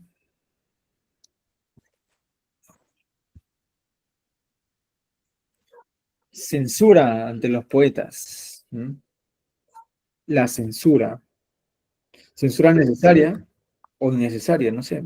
Natalie, te escuchamos. Bien, a mí me surge una duda, el por qué Platón plantea esta censura de ciertos mitos que no convengan para ese estado ideal. Me parece que, no sé si aquí me equivoco, pero quiere de cierta manera cuidar la niñez para que se vaya construyendo el estado ideal que él está planteando, pero no se supone que más adelante también él está de acuerdo con el gobierno de los espartanos y más bien a los niños espartanos eh, tienen una formación militar desde muy, muy temprana edad. No hay como una contradicción entre ambas cosas, cuestiones de, de la parte militar educativa. ¿Qué te parece a ti? Claro, el modelo espartano, bueno, dicen, ¿no? Que Platón justamente se inspira en ellos, ¿no? Claro, pero dentro de su estado ideal, ¿no? Él está tomando cosas de otras y purgándolas, ¿no? Sí, creo que si bien toma el modelo espartano, quizás para su educación, el tema de qué van a escuchar estos que están siendo forjados, ¿no? Como guardianes, debe ser vigilado, ¿no? No se le debe contar historias que puedan mancillar su tierna alma, ¿no? O hacer que se confundan, ¿no? O tomar como normal que se peleen entre ellos, ¿no? Justamente en el terreno espartano el tema, para evitar justamente eso, se hablaba ¿no? de que entre ellos habían amores, ¿no? ¿Sí? La liga espartana, en fin, ¿no? Porque ahí también, ¿no? Cada quien tenía su amante ahí también en el ejército. Pero aquí en el caso de la polis de Platón, ¿no? El terreno está en tener cuidado con lo que se cuenta a los niños, ¿no? O sea, tiene un punto, creo, ¿no? Acá creo que estamos la mayoría de acuerdo, no sé, ustedes miran, en que la educación de los niños es súper importante, ¿no? Es más, nuestra época actual otra vez ha vuelto a lo mismo, ¿no? Con las ideologías y todo, se ha vuelto a decir, espérate, ¿qué se le está dando a los niños? O sea, está bien que a una edad temprana se les enseñe de sexualidad, eso acaso no es un asunto más de la familia, ¿no? Sí, ese tema todavía está bien importante y bueno, es bien vigente, diría. Fernando, lo escuchamos. Sí, gracias. No, es que aquí ya Platón ya tiene una concepción distinta a la griega. Ya para Platón, el hombre ya no es un animal instintivo y de manera natural agresivo, dispuesto a hacer cosas tanto buenas como malas. Por eso dice, hay dos pasajes fundamentales. En primer lugar, dice, en este momento ni tú ni yo somos poetas, sino fundadores de un Estado. Y a los fundadores de un Estado corresponde conocer las pautas según las cuales los poetas deben forjar los mitos y de las cuales no deben apartarse de sus creaciones. Ya. Ahora, nosotros vamos a prescribir. ¿Qué es lo que tienen que escribir? ¿Qué es lo que van a escribir los poetas? ¿Qué es lo que van a componer? Si Dios es bueno, entonces no podrá ser causa de todo, como dice la mayoría de la gente. Sería solo causante de unas pocas cosas que acontecen a los hombres, pero inocente de la mayor parte de ellas. Y más adelante, en cuanto a que Dios, que es bueno, se ha convertido en causante de las males para alguien, debemos oponernos por todos los medios a que sea dicho o escuchado en nuestro estado, ni si pretendemos que esté regido por leyes adecuadas. Ni el hombre más joven ni el más anciano narrarán tales mitos, estén en verso o en prosa, puesto que serían relatos sacrílegos y no son convenientes para nosotros ni coherentes entre sí. Cosa vamos a prescribir que se hable del Dios bueno, nada más, para que a los niños que nacen, ojo, que nacen buenos, ya no animales, nacen buenos, hay que moldear bien su alma. Eso es lo que ya está, que es el gran ingrediente que viene hasta nuestros días. Explosiona con Rousseau y se mantiene con el marxismo. ¿Ah? La negación a aceptar la condición animal. Y en nuestros días la cosa es tremenda porque hoy día tenemos, ¿no? En la época de Platón, Aristóteles justamente lo refuta totalmente. Sí. Y para refutarlo no es que me parece, creo, simplemente ahí están las evidencias, ahí están los estudios a los que me he dedicado 10 años, diría Aristóteles, de la biología, de la zoología, ahí están las evidencias, el hombre es un animal más. No, que recordemos se abandonó por mucho tiempo, ¿cuántos siglos? ¿Cuántos siglos se abandonaron? En el Renacimiento empiezan a aparecer nuevamente, y es Darwin quien acaba con todos esos prejuicios, somos animales. Schopenhauer lo saca a la luz, Nietzsche también lo saca a la luz, pero actualmente esos trabajos de los etólogos, biólogos, genetistas, ¿se toman en cuenta para los asuntos humanistas? ¿O se sigue hablando de Rousseau, se sigue hablando del gran Platón? Sí, pues. Aquí estamos con un tema de gran profundidad. Ahora, peligroso porque lo hace magistralmente. Sí, uf. Eso es lo que tendría que añadir. Mucho cuidado acá, porque lo está haciendo de manera genial. Dice, ¿crees que el Dios es un hechicero capaz de mostrarse por medio de artificios en momentos distintos con Claro. manera tal que a veces él mismo aparece y altera su propio aspecto de muchas formas, en tanto otra vez nos engaña, haciéndonos creer, ¿eh? ¿No crees, por el contrario, que el Dios es simple y es de todos los seres quien menos puede abandonar su propio aspecto? O sea, es una sola cara, no hay Apolo, no hay. Ahora, es tan inteligente que no va directo, pues te das cuenta, te va a persuadir. No va directo para que le salgan al frente. Es Apolo nada más, no es Apolo y Dioniso. Ya, olvídense de eso. Claro. Y ahora, por supuesto, ese va a ser por eso que los cristianos lo van a aplaudir a rabiar, pues. Claro, pues. Es el Dios cristiano. Es una anticipación del Dios cristiano, claro. Claro, ya está ahí el argumento. Ahora, tampoco vayamos a decir que ya está tocado por la divinidad cristiana. Pues no. Ya, Claro. Gracias. Claro, sí. Antes de este paso, Jocelyn, en efecto, ¿no? Esta visión que tiene Platón es que él sí reconoce que el hombre es un animal más, ¿no? Porque él dice, claro, lo compara con el perro, pero, o sea, cuando le conviene, nada más, Platón es bien, ¿no? Cuando le conviene, dice, sí, mira, como la raza del perro, ¿no? Claro. Sí, pero ahí nomás, ¿no? Pero ya cuando habla del otro, no, ahí sí ya no, ahí sí ya no. Ajá. Es bien curioso, ¿no? Y el tema de, claro, está cercenando justamente al Dios, ¿no? Únicamente es bueno, nada más, ¿no? O sea, está que inclina por un lado la balanza, nada más. Y esto va a tener muchas consecuencias. Jocelyn, te escuchamos. Sí, del diálogo igual me resultó algo interesante que ahorita lo transmito, o sea, al racional. Entiendo por lo que justamente Fernando y acá están poniendo en la mesa, a racionalizar lo santo o uniformizar el logos, en todo caso, cualquiera de los dos. Platón está modificando sin querer los principios sagrados fundamentales, que es griegos en este caso. No sin querer, Jocelyn, no sin querer, queriendo, bueno, queriendo. O sea, no se daba cuenta, está loco, es un genio. Es un genio. Queriendo, claro, él modifica los principios sagrados fundamentales, que implica tanto bien y mal, o inclusive está más allá del bien y el mal, pero que los abarca.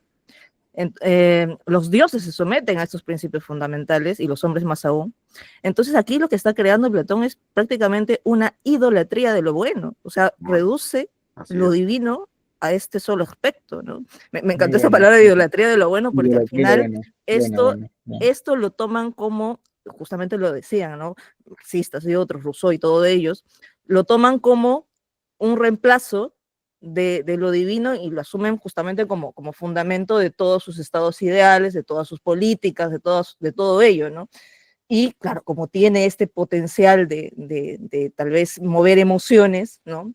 Sobre todo mover emociones que tienen cierto coraje con la realidad y con la tradición, no solamente griega en este caso, sino también con la tradición humana y la realidad que vive, o sea, mueve masas de todas maneras, ¿no? Y inspira todo lo que ha inspirado tanto Platón, Marx y todos ellos, ¿no? O sea, aquí vemos no solamente este lado, nosotros generalmente vemos estos reduccionismos hacia abajo, que son los fisicalismos, por ejemplo, pero a veces estamos un poco ciegos a los reduccionismos ascendentes, ¿no? O sea, hacia arriba, que justamente es la idea de reducir la realidad, lo divino, lo sagrado, etcétera, o sea, la complejidad de la realidad a una sola idea, ¿no?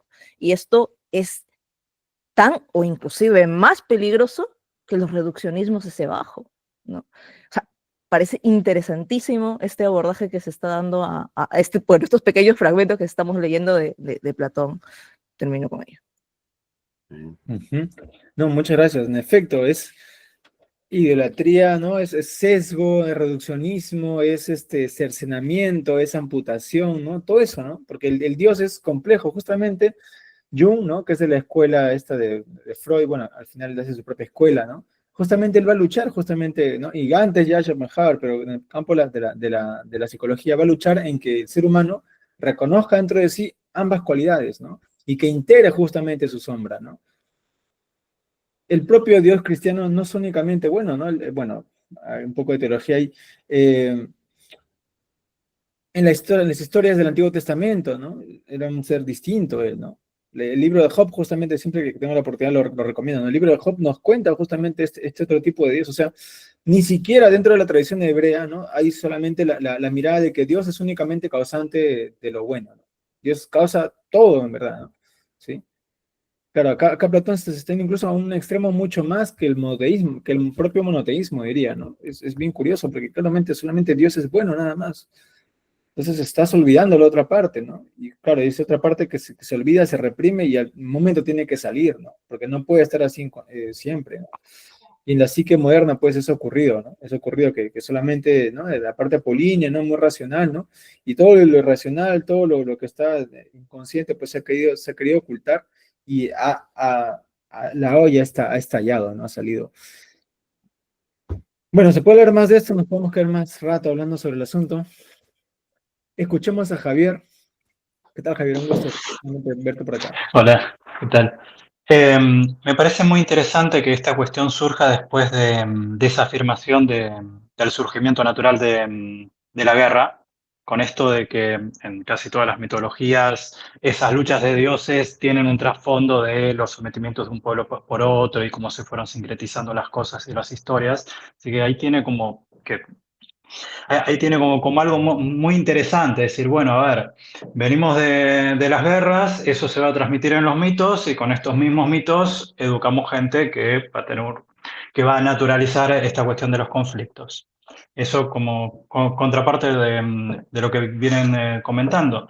Sí, obviamente parece muy riesgoso esto que los legisladores del Estado tengan este dominio de censura, de qué se transmite, de qué no se transmite, de cómo, de hacer estos recortes ideológicos, estos sesgos, ¿no? Yo ahí pensaba de tal vez la diferencia, de decir, bueno, el Estado asume la educación y decimos, bueno, qué es lo que sería más conveniente para educar, pero nos censuramos la opinión pública, nos censuramos lo que se transmite por otros lugares culturales. Esto haciendo los traslados a nuestro presente, ¿no? Es decir, ahí cómo ese límite, ¿no? Es decir, hasta dónde el Estado debe intervenir en decir, bueno, qué es lo que debe transmitirse y qué no. Y pensaba en la cuestión de los héroes nacionales, de los próceres, de la versión escolar que tenemos, ¿no? De las versiones escolares, que justamente es solamente la versión endulzada, esta versión de pura bondad y demás, y que recién en bachillerato o en nivel superior vemos algo de revisionismo histórico. Yo ahora estoy dando clase en bachillerato de adultos y me sorprende la cantidad de cosas que están fijadas, de decir, bueno, pero esto en todas partes sale de las disputas que habían entre los distintos héroes, las conspiraciones, que no eran tan buenos tipos, y sin embargo, aún trabajando con adultos, esas cosas que quedan fijadas desde la primaria, de estos modelos ideales, de los héroes nacionales, y solamente contar esa parte más rosa, más de pura bondad y demás. Bueno, esos son los aportes que quería. Ah, y lo último con lo de la especialidad, ¿no? Es decir, sí ahí me parece que tiene ahí como un punto, ¿no? Esto de no somos nosotros los que vamos a crear los mitos, nosotros estamos legislando. De esto, la importancia de que después un Estado convoque especialistas para determinados temas, ¿no? Es decir, bueno, ¿quién se va a encargar de armar los contenidos o esta versión adaptada de los mitos o de la historia nacional? Bueno, un conjunto de personas que se van a dedicar a eso y no exclusivamente los legisladores. A mí me parece que hay como un punto esta diferencia de roles, es decir, bueno, nosotros damos pautas generales, pero los que van a concretar van a ser los que se van a especializar en eso, bueno, como esto veníamos viendo, ¿no? Que el labrador solamente tiene que labrar y demás. Esos mis aportes. Listo, Javier, muchas gracias. Sí, pues tenemos acá división del trabajo, ¿no? Como se comentaría más adelante ahí los economistas, incluso los marxistas, división del trabajo, claro, ahí está, clarito, ¿no? Y el tema, claro, qué relato tenemos, ¿no? El relato de la conquista, por ejemplo, ¿no? Ah, sí, ¿no? Que los pobrecitos indios, ¿no? Y los malditos españoles, ¿no? Leyenda rosa, ¿no? Sí, o leyenda negra, mejor dicho, la leyenda rosa es la de otro lado, ¿no? No, que nosotros le damos educación y que ellos eran salvajes. Es que es muy difícil también justamente que una persona, ¿no? Pueda tener ambas versiones, ¿no? Y tratar de justamente entender ambas partes. Es complicado eso de ahí, ¿no? La mentalidad infantil entiende bueno o malo, es bueno y es malo, ya está, y ahí se queda, ¿no? Y a veces eso, seguimos acarreándolo hasta ser adultos y también creemos que todo es blanco y negro, ¿no? ¿Sí? Y claro, acá Platón se queda únicamente con lo blanco, ¿no? Pero lo negro también tiene su lado, porque claro, tenemos día y noche, no solamente hay día, hay verano e invierno, no solamente hay verano, ¿no? ¿Sí? Hay nacimiento y muerte, no solamente hay nacimiento. Entonces, justamente hacer eso, como yo se lo envío en los seminarios, este reduccionismo hacia arriba es incluso mucho más peligroso que los reduccionismos fisicalistas, porque acá es como desde el origen mismo ya se parte, es una estructura, ya es metafísica ya. Y la metafísica justamente estructura toda la realidad. Entonces sí, es crucial tener esa distinción o esa síntesis de las cosas, ¿no?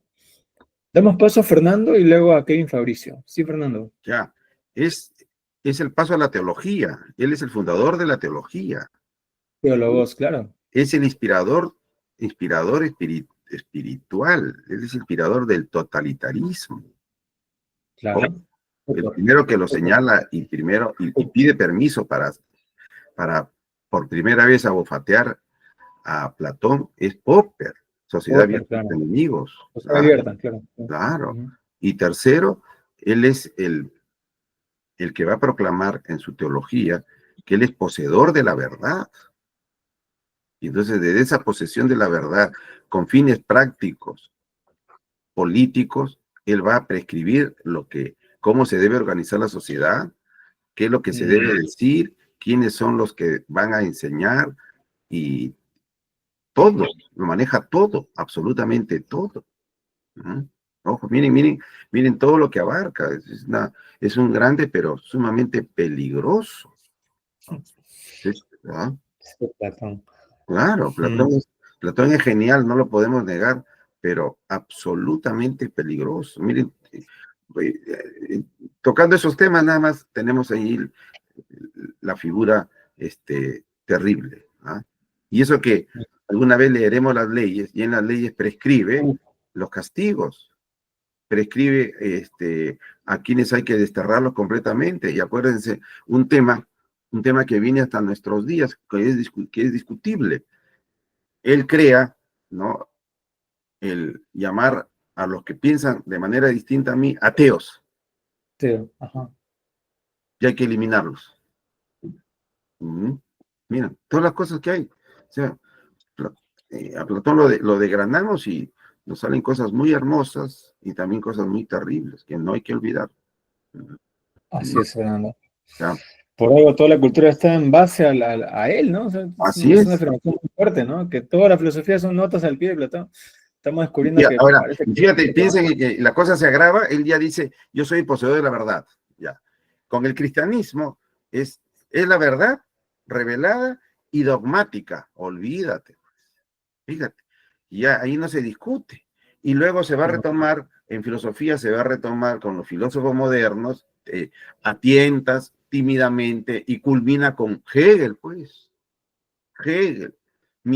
Todo mi esfuerzo es contribuir a que la filosofía sea la ciencia de la verdad, deje de llamarse amor a la sabiduría para convertirse en el saber absoluto. Y esa espiritualidad la hereda Marx, la continúa Lenin, la continúa Mao, y la siguen aquí, Mariátegui, Gonzalo, Churata, todos los marxistas, ¿ah? Que hoy Hijos día, por supuesto, espirituales de Platón. hoy día, por supuesto, se presentan de múltiples colores, pero en el fondo tienen la misma espiritualidad. Mm, Terrible. descendencia de Platón. Con ellos no se puede hacer filosofía, pues. Me atrevería a decir para despertarles la mañana, que con Platón estamos asistiendo a la muerte de la filosofía. Platón mata a la filosofía. ¿Qué te parece, Bueno, Javier? ¿Desde Buenos Aires o Rosario? ¿Dónde estás? En Buenos Aires, Buenos sí, Aires. wow. ¿Qué te parece? Totalmente, ¿no? Porque bueno, ahí después que habías mencionado a Nietzsche, ¿no? Decir, wow, la historia del error, ¿no? Y todo esto de que incluso a veces lo planteé en alguna otra sesión, ¿no? Esto de decir, bueno, el Sócrates histórico, que quizás sea distinto al Sócrates que nos transmite Platón, que es el que perdura, y decir, wow, sí, acá algo empieza, porque justamente esto, el querer abarcar, el querer sistematizar todo y todo dependiendo de una, o acá en el juego del diálogo, ¿no? Dos, tres personas que están dominando todo, y sí, es muy, muy riesgoso. Y es más, todo esto pues se fue concretando a lo largo de la historia con los totalitarismos. Claro, así es. estamos asistiendo al nacimiento de cosas súper interesantes que nos afectan, ¿no? Miren, ¿no? Un texto que tiene más de 2000 años, ¿cómo es que llega a nuestra realidad? No, además, ¿sabes qué? Disculpa, le podemos agregar algo. Toda esta espiritualidad de Platón nace en medio del desorden. Un caos, claro. Como dice Kessler, de no querer aceptar lo trágico que ya pues se viene La el muerte final de la de la polis. cultura. Entonces, se niega Platón y aparece espiritualmente el totalitarismo. Hoy día estamos viviendo un desorden descomunal en el mundo, ¿no? Del que se salva la China totalitaria, la Rusia totalitaria, la Corea totalitaria y los otros lados, del lado liberal. ¿No? Del lado liberal están que juegan con la aparición del totalitarismo, que puede ser rojo o negro nazi. Ahora, por supuesto, al nazi lo han presentado de manera muy dura por aquí, todos le temen, y el comunista sí, o el judío sí. Miren lo que están haciendo los judíos, ¿no? Lo único que les falta es ponerse ya la vestimenta de voz, negros, bien elegantes. Y aquí en el país, no sé cómo estará entre ustedes, Javier, pero aquí el país es un descomunal desorden. Hay 43 candidatos a la presidencia. El próximo año va a ser terrible. Hay policías metidos en narcotráfico, están metidos con la delincuencia, es una locura completa. ¿Ah? ¿Y cómo controlas eso? Con palabras, con democracia. ¿Ah? Fuerza, claro. Fuerza. Y régimen totalitario. Totalitario. Mira. Tenemos otro, ¿no? Claro, así es. Kevin, te damos paso. Gracias por... Muchas gracias, buenos días con todos. Sí, quiero hacer una opinión, pero es un poco somera para no disipar el tiempo. Hace un momento cuando estábamos repasando el libro 2, se mencionó, ¿no? Pusiste una notita, la traducción de Kalos, Kagatos. Kalajatos, claro. Claro, eso es y lo ideal de la pedida griega. Claro, eso está, justamente me recordé que estaba dentro de los textos de Bernard Jaeger, tiene un texto en el cual habla de la educación y el ideal griego. Entonces, claro, él lo diferencia en torno a la transmisión de conocimientos en primera instancia, que puede ser traducido como una técnica, pero ya esta idealización del conocimiento ya lleva otra forma, ¿no? Él lo dice que es una aristocracia caballeresca, ¿no? Que inspira y convierte el bien universal en una norma para todos.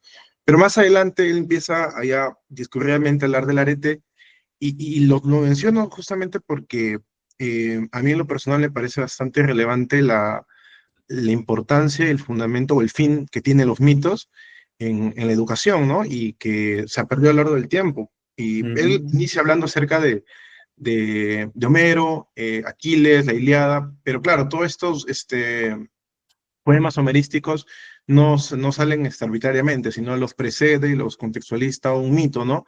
Y en esos mitos pues se pueden ver reflejado la educación, por ejemplo, la Gibris de París, ¿no? La Armatía de Aquiles y todas esas cuestiones que quizá a lo largo de la historia se ha ido cada vez perdiendo más y que ahora la ciencia pues completamente moderna, cuantitativa, ya ha dejado de describir el mundo y la realidad para pasarlo a hacerlo más exacto, más Ujú. categorizante, ¿no? Y es donde se ha perdido esta cohesión social que puede traer el mito, ¿no? Sí, someramente, quizá para no disipar el tiempo lo Sí. comento, me acordé.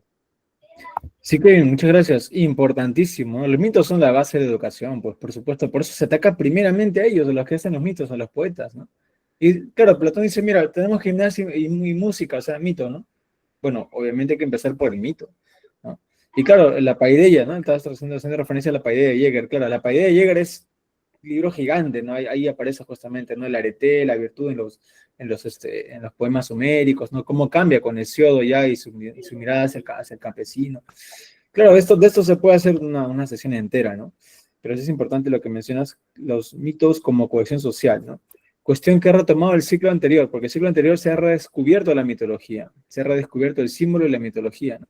Y ahí justamente tenemos a Joseph Campbell, Melchor Eliade, ¿no? Los Círculo de Éranos, todos haciendo fuerza para decir al mundo moderno, espérate, también hay mitos, ¿no? Y los mitos no son cuentos nada más, son historias verdaderas, también nos enseñan, nos dan lecciones, ¿no? Bueno, vamos con la última parte. Ahora sí, para ya ir con los últimos comentarios. Escena número 4, justamente vamos a hablar de cómo se han representado los dioses en los mitos. Mira que todo cuadra, ¿no?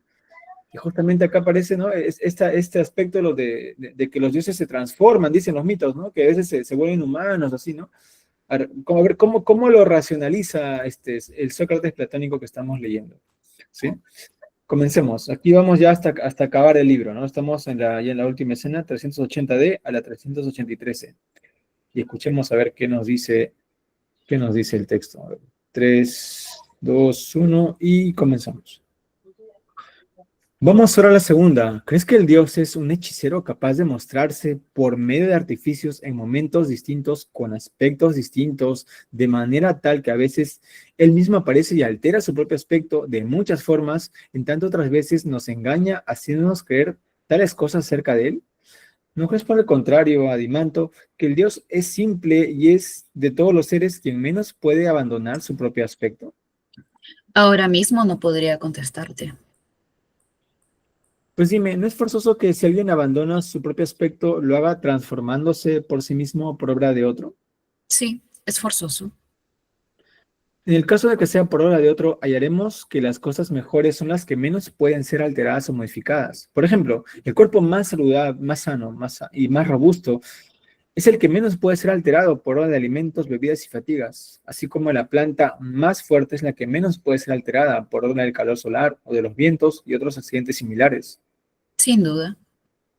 ¿Y no es el alma más vigorosa y más sabia la que menos puede ser perturbada o modificada por cualquier factor externo? Sí, Y también cabe suponer que por la misma razón, todos los objetos fabricados, utensilios, edificaciones y vestimentas, si han sido bien elaborados y se hallan en buen estado, son los que menos pueden ser alterados por la acción del cuerpo y de las diversas influencias. es cierto. Por consiguiente, todo lo que es excelente, sea por naturaleza, sea por arte o por ambas a la vez, es lo que menor modificación admite por obra de otro. Así parece. Pues bien, tanto el Dios como las cualidades propias del Dios en todos sentidos son perfectas. Claro que sí. Por este motivo, el Dios es quien menos podría adoptar formas múltiples. En efecto, nadie podría menos que él. ¿Pero acaso no podría él mismo transformarse y alterarse por sí solo? Evidentemente, sí es cierto que se altera. ¿Se transformaría en lo mejor y más bello o en lo peor y más feo que él mismo? En lo peor necesariamente, siempre que sea cierto que se altera, pues hemos dicho que al Dios nada le falta en cuanto a belleza y a perfección. Has hablado correctamente. Y si es así, Adimanto, ¿te parece que alguno de los dioses o de los hombres se volvería voluntariamente peor en algún sentido? Es imposible. En tal caso es imposible que un dios esté dispuesto a alterarse. Creo por el contrario que cada uno de los dioses, por ser el más bello y mejor posible, ha de permanecer siempre en su propia forma. Todo eso me parece forzoso.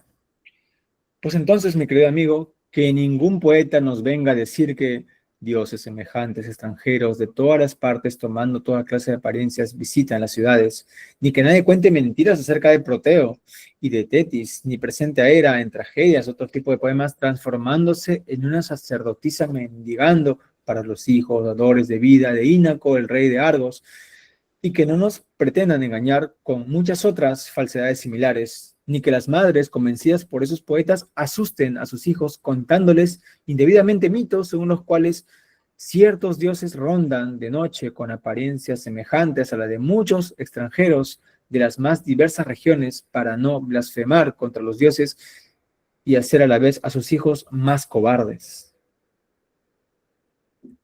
Deben evitarlo. Pero ¿no podría suceder que los dioses mismos no puedan transformarse y nos hagan creer que se manifiestan de diversos modos echando mano a engaños y brujerías? Tal vez. En ese caso, ¿estaría un dios dispuesto a mentir con palabras o actos recurriendo a una falsa apariencia? No sé. ¿No sabes acaso que la verdadera mentira, si se puede hablar así, es odiada por todos los dioses y hombres? ¿Qué quieres decir? Esto, que nadie está dispuesto a ser engañado voluntariamente en lo que de sí mismo más le importa, ni respecto de las cosas que más le importan, sino que teme sobre todo ser engañado en cuanto a eso. Aún no te entiendo.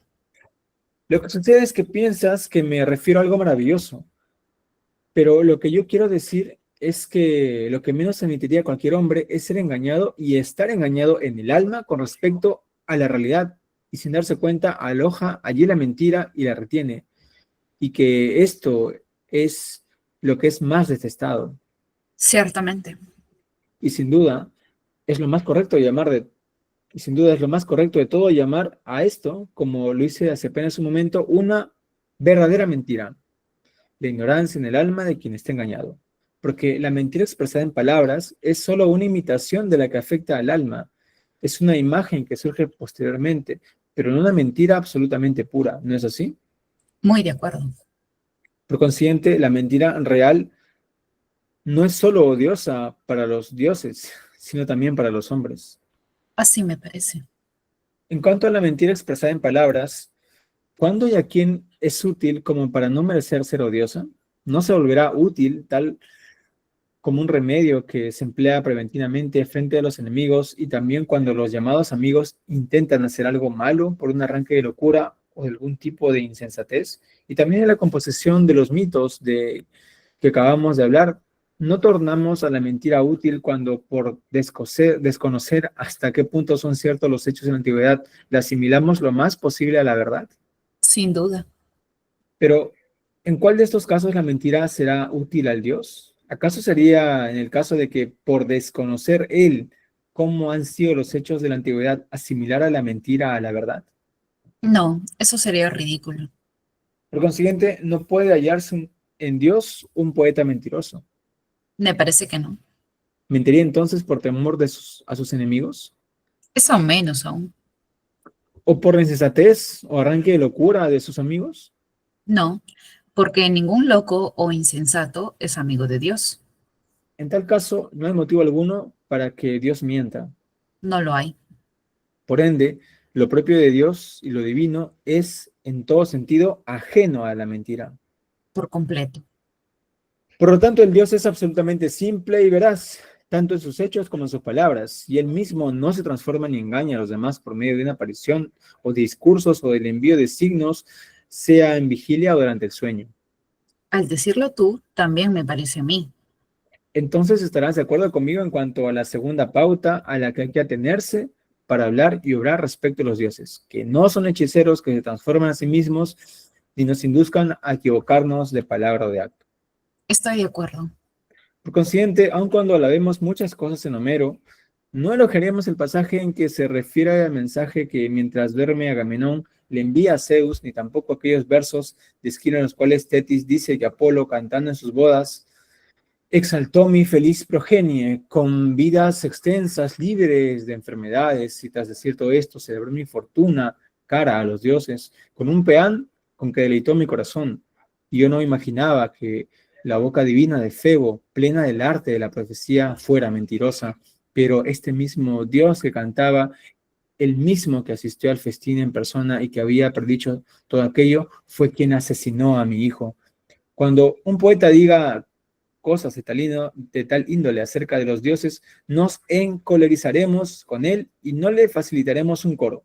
Tampoco permitiremos que su obra sea utilizada para la educación de los jóvenes, al menos si nos proponemos que los guardianes respeten a los dioses y se aproximen a lo divino en la medida que esto es posible para un hombre. En cuanto a mí, estoy completamente de acuerdo con estas pautas y llegando el caso, las adoptaría como leyes. Gracias. Y llegando el caso, los adaptaría como leyes.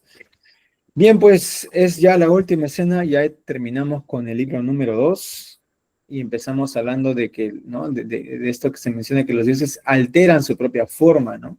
¿Sí? Pero ¿cómo va a alterarse lo que ya es perfecto? ¿No? Esa es justamente la cuestión que hace Aristóteles. ¿Cómo se va a alterar lo que ya es perfecto? ¿No? ¿Sí? Lo que se altera son las cosas que no están todavía del todo bien, ¿no? Ahora, si se altera, pues tiene que alterarse para menos, pero nadie va a querer alterarse para menos. Nadie razonable va a querer justamente convertirse en algo peor de lo que es, ¿no? ¿Sí? Entonces, esta metabolé, este cambio, es lo que los dioses no pueden hacer, ¿no? O bueno, si lo hacen, pues estarían haciendo algo irracional, algo extraño, ¿no? Volviéndose peores, ¿no? Qué raro estos dioses, ¿sí? Entonces, pues, ¿cuál es la conclusión de que los poetas mienten? Los poetas mienten. No es cierto lo que dicen, no es cierto que los dioses se transforman y se hacen mendigos y están ahí como extranjeros en las calles, ¿no? O que un dios se vuelve una diosa, una sacerdotisa, en fin, no es cierto eso, ¿no? Estamos ahí modificando la naturaleza de los dioses. Eso no debe ocurrir, ¿sí? Esa mentira es aquella que se debe censurar, ¿sí? Porque también está afectando al propio alma de estos jóvenes que escuchan, ¿no? Porque la mentira que se expresa en palabras es un reflejo de la mentira que ya vive en el alma, dice, ¿no? Esa ignorancia que ya está en el alma. Las palabras son una imitación nada más de esa mentira que ya está ahí, ¿no? Dentro de uno mismo.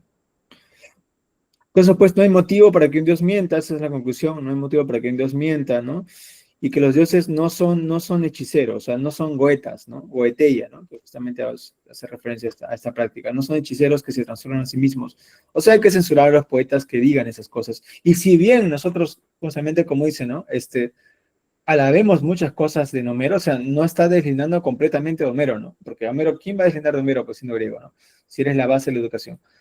Si bien alabamos muchas cosas en Homero, no vamos a justamente permitir que se cuente estas cosas cuando justamente menciona, ¿no? Que los dioses envían en sueños, ¿no? A los mortales a veces cuestiones truculentas, mentirosas, o que Esquilo le haga decir a Tetis esto, ¿no? Que Esquilo haga decir, perdón, digo en su poema que justamente este dios cometió este acto injusto, ¿no? ¿Sí? Bueno, ahí cerramos con el segundo libro, ¿no? Ya cada vez Adimanto más convencido de que lo que dice Sócrates es cierto, cada vez con más razones para censurar a los poetas y su mentira, ¿no? Y esa falsa imagen que nos dan de los dioses. Los dioses no son así como nos presentan los poetas, los dioses son buenos, ¿no? Hacen cosas buenas únicamente, no se pelean entre ellos, ¿sí? Y viven en la armonía absoluta, ¿no? ¿Sí? No sé, ¿algún comentario final quizás sobre este libro 2? ¿Qué libro 3? Ya estamos llegando casi a la tercera parte ya de todo el libro de la República. Y vamos a leer las leyes también, pero las leyes va a ser el último libro que leamos de acá todavía, Dios mediante, a unos años más, 2027, si es que llegamos, ¿no? Este es un proyecto de largo aliento, ¿ya? Y que no sería posible si ustedes no estuvieran pues del otro lado, ¿no? También atendiendo, ¿sí? Bien, entonces, sí, vamos a leer esos textos, todos los estamos leyendo a todo, Platón, todo, no, nada se nos escapa. Pero claro, es un proyecto que llega hasta el año 2028, así que a ver si es que llegamos, ¿no? Entonces, no sé, ¿algún comentario sobre la segunda bueno, sobre ya esta segunda parte, es una mitad. ¿Los dioses se alteran, no se alteran? Sí, Javier, te escuchamos. Pensaba esto, una idea más parmenida, ¿no? Esto del ser siempre igual a sí mismo y la negación del cambio y del movimiento, Ah, ajá. de que en clave política a este riesgo de totalitarismo agregamos un conservadurismo porque diseñamos un estado ideal, tenemos las leyes ideales, acá ya no hay más cambio posible, entonces como una negación de cualquier posibilidad de cambio.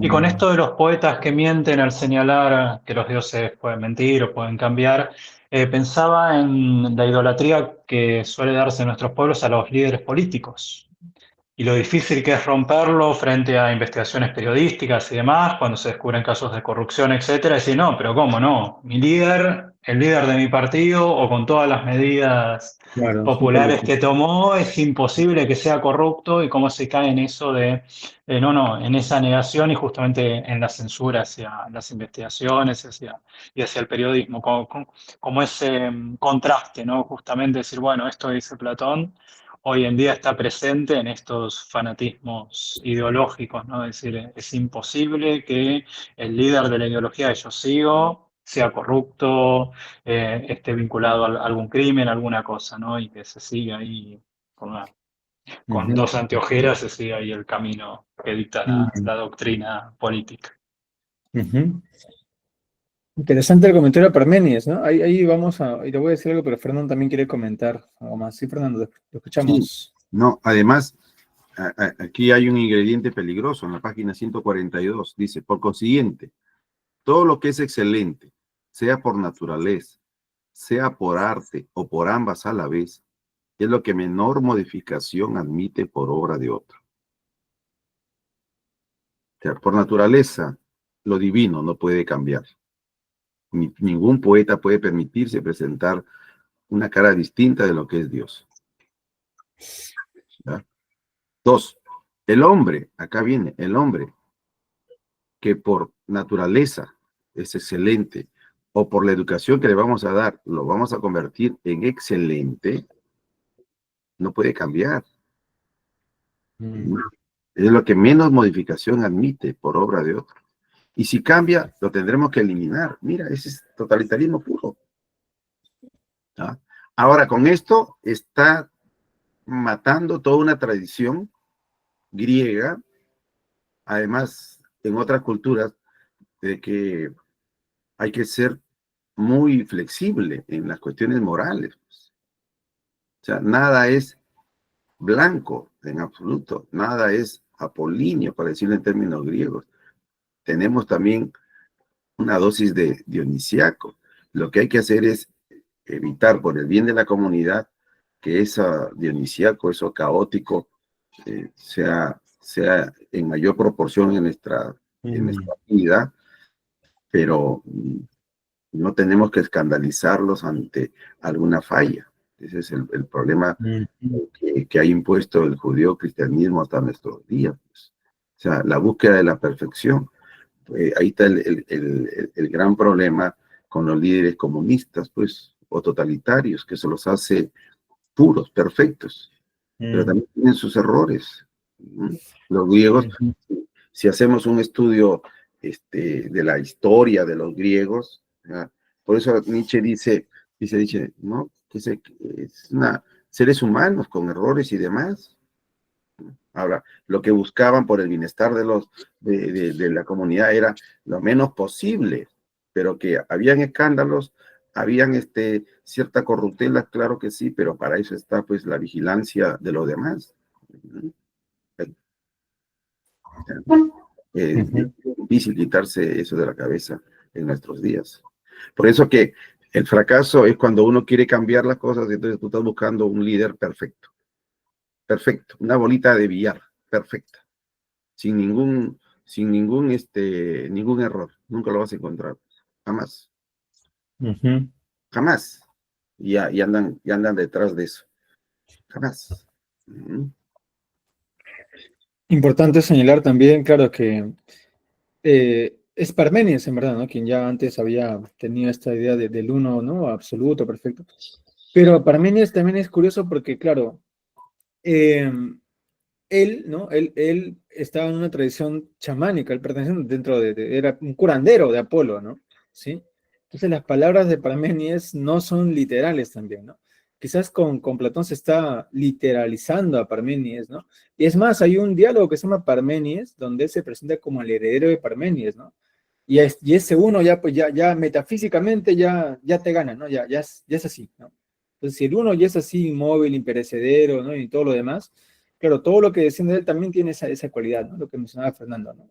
Sí, el que representa al uno en este caso, que va a ser pues el líder, ¿no? El rey filósofo, ¿no? El que tiene su verdad también va a ser una, absoluta, imperecedera, infinita, ¿no? En fin, todas las características que tiene lo uno, ¿no?